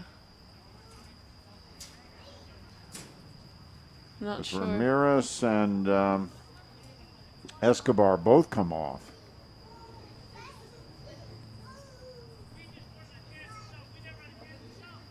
And now, let's see who comes out. Escobar's coming back in. Maybe he had a uniform issue? Yeah, he definitely switched his shorts out, so. And Ramirez is back in. Yeah, he's wearing 27 shorts with his 19 jersey. So There might have been blood. I feel like I might have seen some red, but I'm not sure. Can't trust my eyes from here, Michael. There's the kick. Whoa! That was a good effort by Luganczyk, but just a little high. And the Raptors need to be careful here because they've been given, I believe that's the third free kick right outside the box, and Yeah. each time they're getting closer. So. Yeah, I know. Exactly. And the Raptors have given up a lot of opportunities there, and you just kind of get the feeling, like you said, each attempt gets a little more dangerous. Yeah. A little more on target. A nice work there.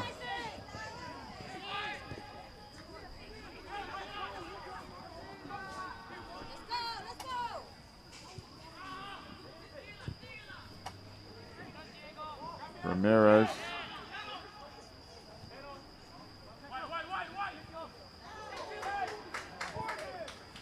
Oh, nice ball. Broken up. Mesfin. Give it back to him. Oh. Ooh. That was close. Just wide. That's much better for Mesfin, getting a couple touches, combining in the middle with his teammates. Was that Javit who took that shot, I believe? I missed who took the shot. Let's take a look. We'll find out. Yes, Javit. Just wide. Here come the Raptors again. There's Javit. And good effort, but Saab was there for the stop. Pacheco with the shot on the pass from Javit. Keno Thompson's doing a really good job of winning all those long balls over the top.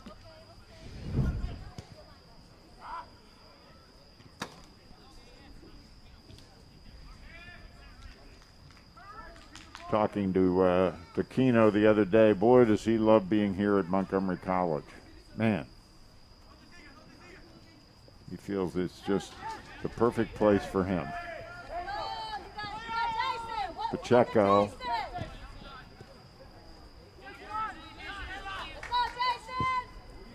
There's the boot. Oh, that was close. Roccaforte. So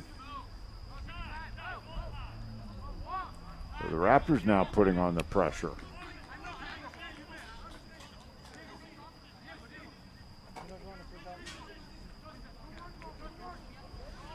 Jack Castle checks back in for Anne Arundel. Moseri takes a seat on the bench. 18:31 to go. We're still knotted at 1.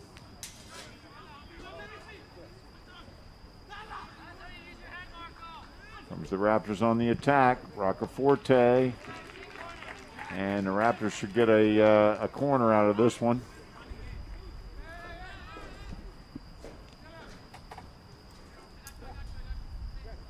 And they will. Guevara will take it again.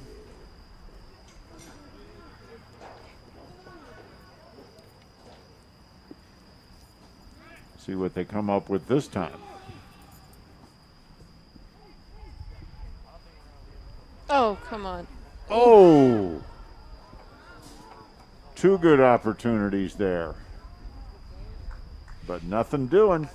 I love that every time they get a set piece, corners or free kicks, they're doing something different, something interesting to try to catch their opponents off guard. They're not just putting it up there and hoping for a header. Yeah, exactly. That was good. Well done by Javit there. I mean, there's nothing wrong with doing that. I mean, I've seen plenty of goals scored that way, but you're right. This is a little more on the creative side.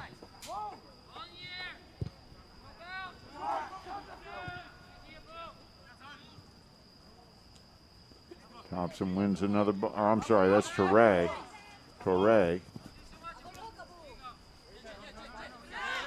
Guevara. Nice ball. Ramirez. I'm sorry, Roccaforte. No, you were right. That was Ramirez. Oh, okay. Mm-hmm. From this distance, he and Roccaforte have similar hairstyles. Definitely, yeah.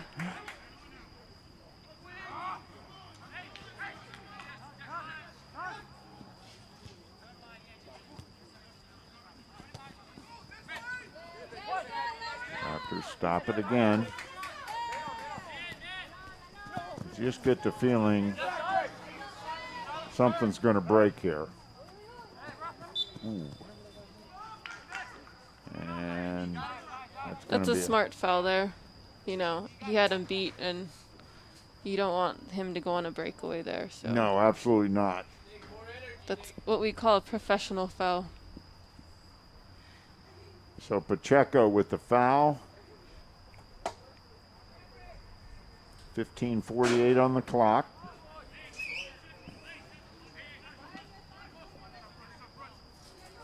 Michael Brown and Sonia Rada coming to you from the MC Rockville Soccer Complex. Donlin right there again. That was a dangerous looking kick though. That was right on the goal. Yeah, that was a driven ball. No curve, no lob. It was just straight. If someone could have gone on the end of that, that's very dangerous. Yeah. But goalie does a really good job there. Yeah, Jack Castle was a little late to it, and Donlin sure handed it. Raptors back on the attack. Ramirez. Pacheco. Stopped again. Ramirez is everywhere. He really is. The kid, I swear he has to have burned like 5,000 calories during this game. I would believe it. I mean, he's a perpetual motion machine out there.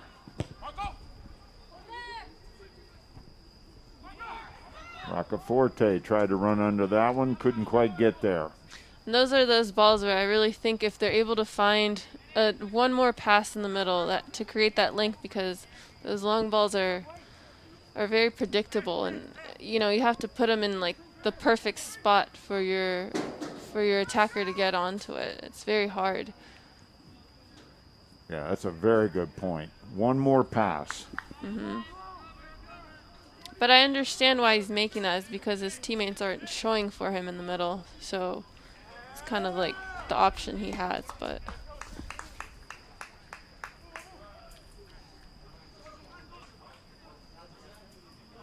Musi Johannes in for the Raptors.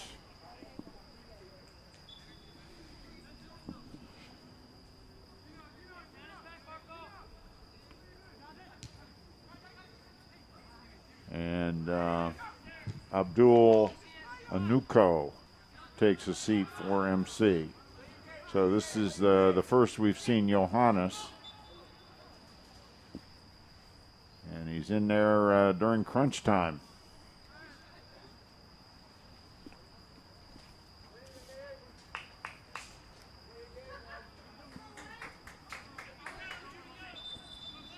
Raptors with the free kick. Let's see what they come up with. Good look at Pedro Braz, head coach of the Raptors. Guevara. Here it comes. Oh! Wow. Wow. Now we're going to see if that was deflected. Or was that Guevara? I don't think anyone touched that. I don't think so either. Oh my gosh. Look at that. Jason Guevara.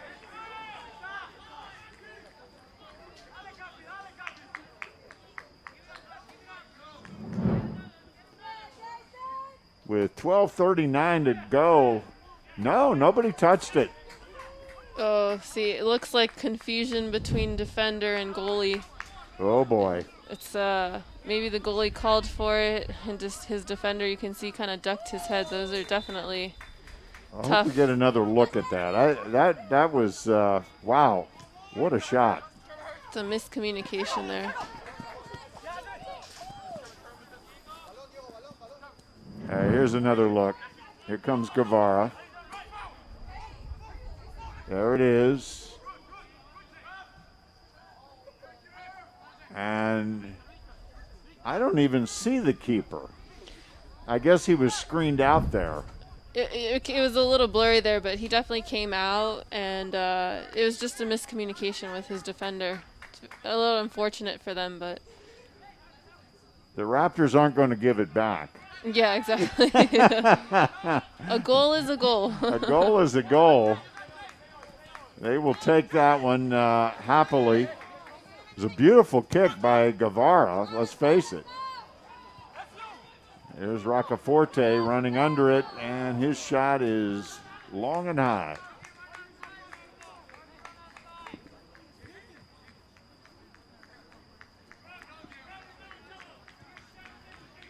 Roccaforte from Ecuador.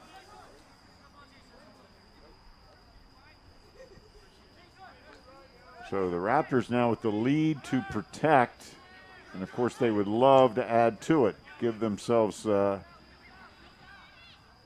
some breathing room, and probably wrap it up. Another goal by the Raptors would certainly, I think, pretty much wrap this thing up, although stranger things have happened, believe me. There's Javit. Ooh. Ooh. Boy, that turned into something out of nothing.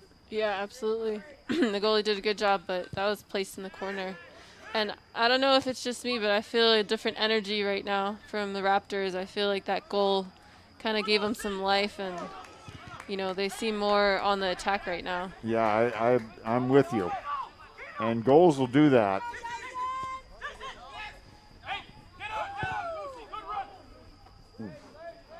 Difficult ball there again. Yeah. And it was bending. Good look at number 18, Jason Guevara. From your high school. That's right. Go Barons, as you said. Absolutely.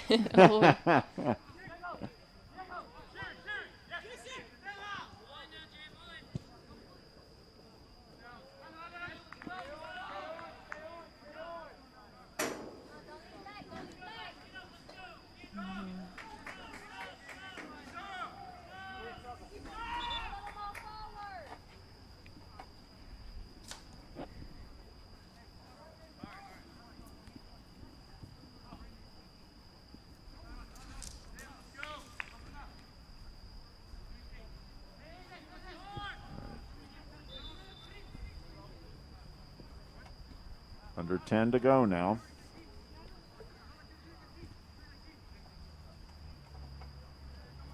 And it'll be a goal kick for Arundel. Raptors on top, 2-1. In case you missed the opener of our doubleheader, the Raptors women's team won 1-0 on a goal by Luisa Gonzalez in the first half. Pacheco, oh, great save there by Saab. I like seeing Mesfin get up, though, combining with Javit, creating those opportunities. That's a good combination. I think Mesfin's made a difference here in the second half.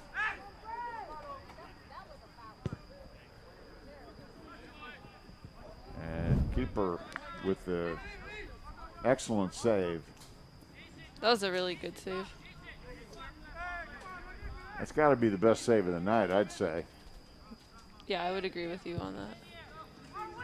Great look at Pedro Braz, looking on intently.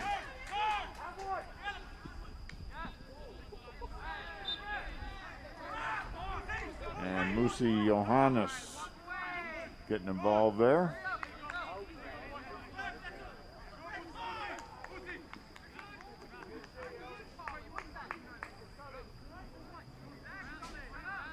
Injured player for Arundel is number 15, Silas Baker.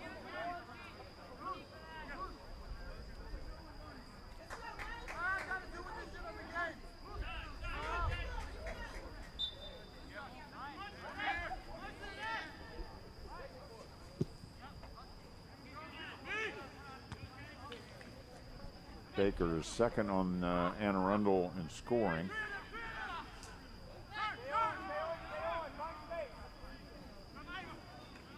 Charles Warari is their leading scorer, but we really haven't called his name tonight, Sonia. That's right. I've not mentioned him very much, for sure.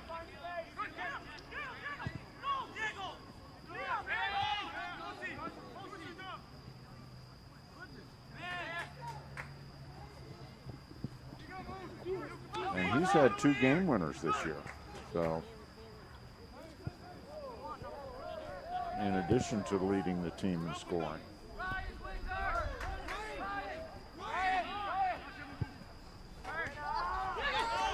Guess who? Ramirez again. Yeah, he's everywhere. Pacheco. I don't think Javit has sat down the entire evening. No, he's been out there the entire time. The entire game, yeah.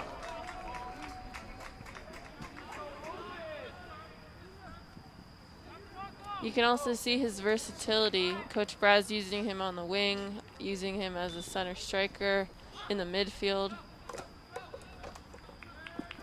Definitely want him on the ball. Yeah. He probably didn't sit down during halftime. I would believe that. He's ready to go. Along with Ramirez. They probably played a game of one-on-one at halftime.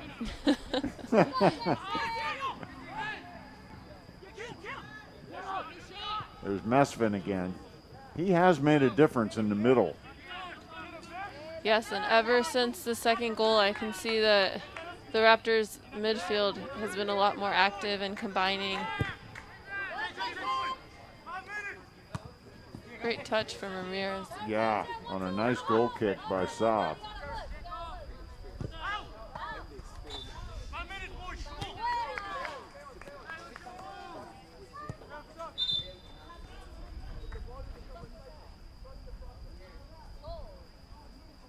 Guevara with the throw in. We've called his name a lot tonight as well. And of course, he has the go-ahead goal at the moment. That's right. He's been very busy on this left side. And Brian Murillo comes in for the Raptors, replacing Musi Johannes.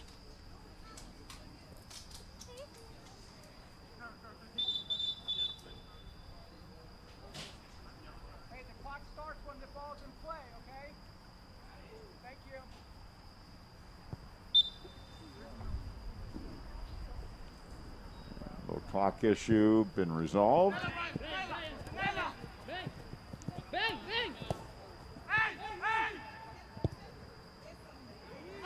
Oh, good opportunity. Roccaforte just missed it.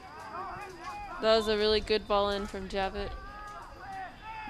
Couldn't quite get to it.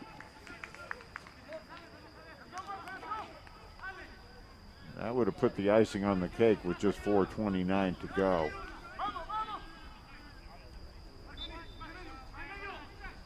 Mason Switzer checking in for Anne Arundel.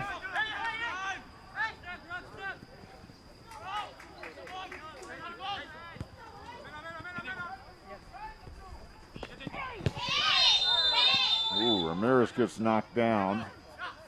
He wants a foul. Yellow card.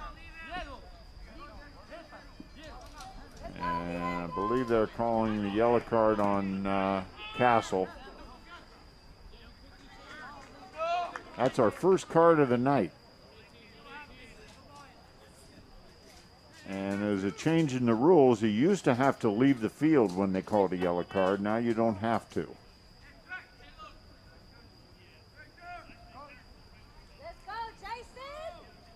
It had to be off for at least one play, right, Sonia? Yeah, that's right, but it looks like he's coming off anyways. Yeah, he is. Taking a seat.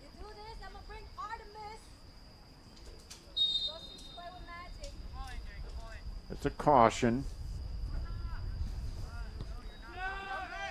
A red card, thankfully we haven't seen any of those, is of course you're ejected from the game. And you can't play the next game.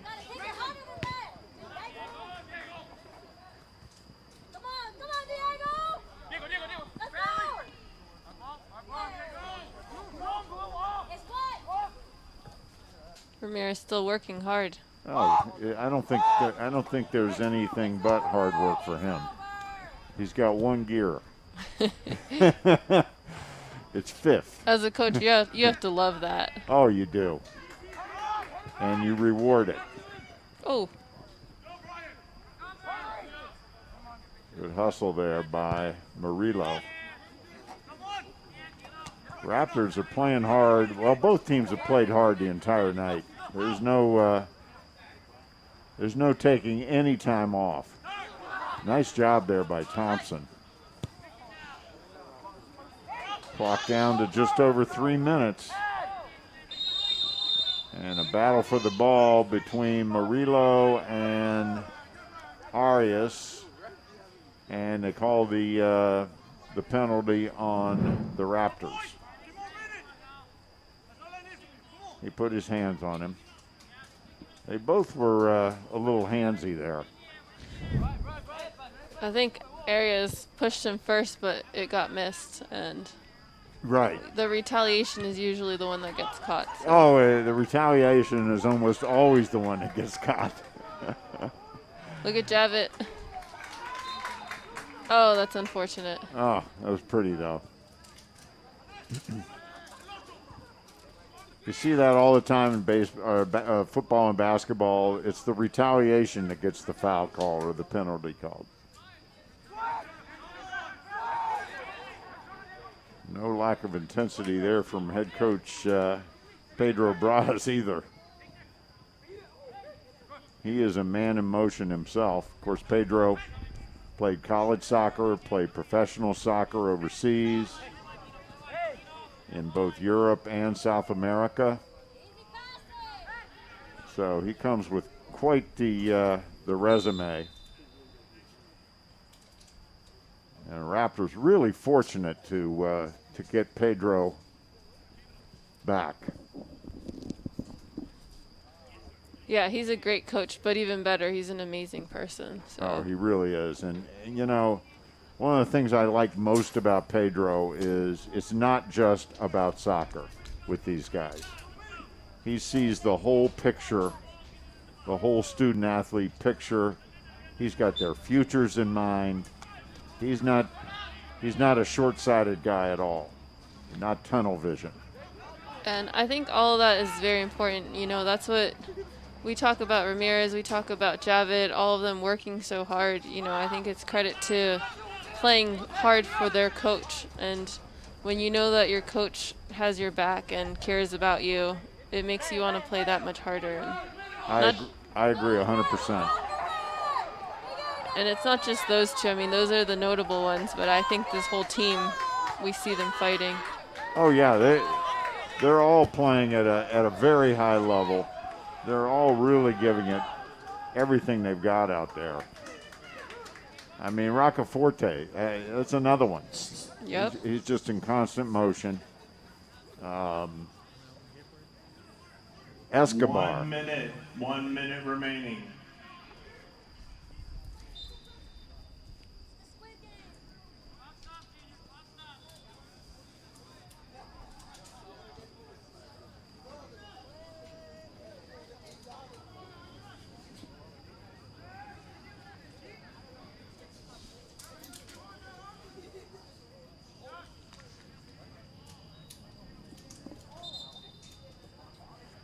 And Sonia, I'm going to put you on the spot here in a moment or two. We need to pick our player of the match, and time to get those wheels a turning. I think I know kind of where you're headed, but can you read my mind? yeah, we will just hold off for a moment here, but yeah, stick with us, folks. We're going to be naming our player of the match here in just a few seconds as time is running down here at the brand new soccer complex on the Rockville campus of Montgomery College. Real crown jewel. Oh! That would have been a That cherry would have on been, top. Oh, absolutely. Man, he wanted that one, Pacheco. Down to 17 seconds. So it looks like, 10, here we go. 8, 7, 6, 5, 4, 3, 2, 1. And that's it. The Raptors take it 2-1, and they improve to 7-1 on the season, and what a they night. are now 7-0 in Maryland JUCO. So Sonia, as we watch the Raptors shake hands with the Riverhawks, who do you think our player of the match should be? Well, this was a tough one because I thought the team played very well, but we're going to go with Andres Javid. You know, so from the beginning of the game, just nonstop, and you know, the Raptors go down 1-0, and we're awarded a penalty kick, and Javid stepped up. You know, there's no question about it, and it's not easy to step up sometimes. There's more pressure because your team is down, but he steps in, buries it, and just shows the goal scorer that he is. So Andres Javid, well done for him, player of the match. And he was active all night. Mhm. He had 3 shots on goal, but he was in the mix all night on the offensive end, creating opportunities for others. He had several near assists. So yeah, well deserved. But you know, we've got to also tip our cap to Jason Guevara because he scored the go-ahead goal, the game winner, off that free kick. So so the Raptors take it 2-1, a hard-fought match over a very solid Anne Arundel team. The Raptors come out on top 2-1. They improve to 7-1 overall, 7-0, and in first place in Maryland JUCO. So a great night of soccer here at Montgomery College. Once again, the women's team won the opener 1-0 on a goal by Luisa Gonzalez. And we see the Raptors coming over for the traditional salute to the fans. We had a great turnout here tonight. So once again, from the Rockville campus of Montgomery College, for my partner Sonia Rada, and for everybody on the Montgomery College team, thanks so much for watching Raptors Soccer. The Raptors once again come out on top 2-1. Thanks for joining us, everyone.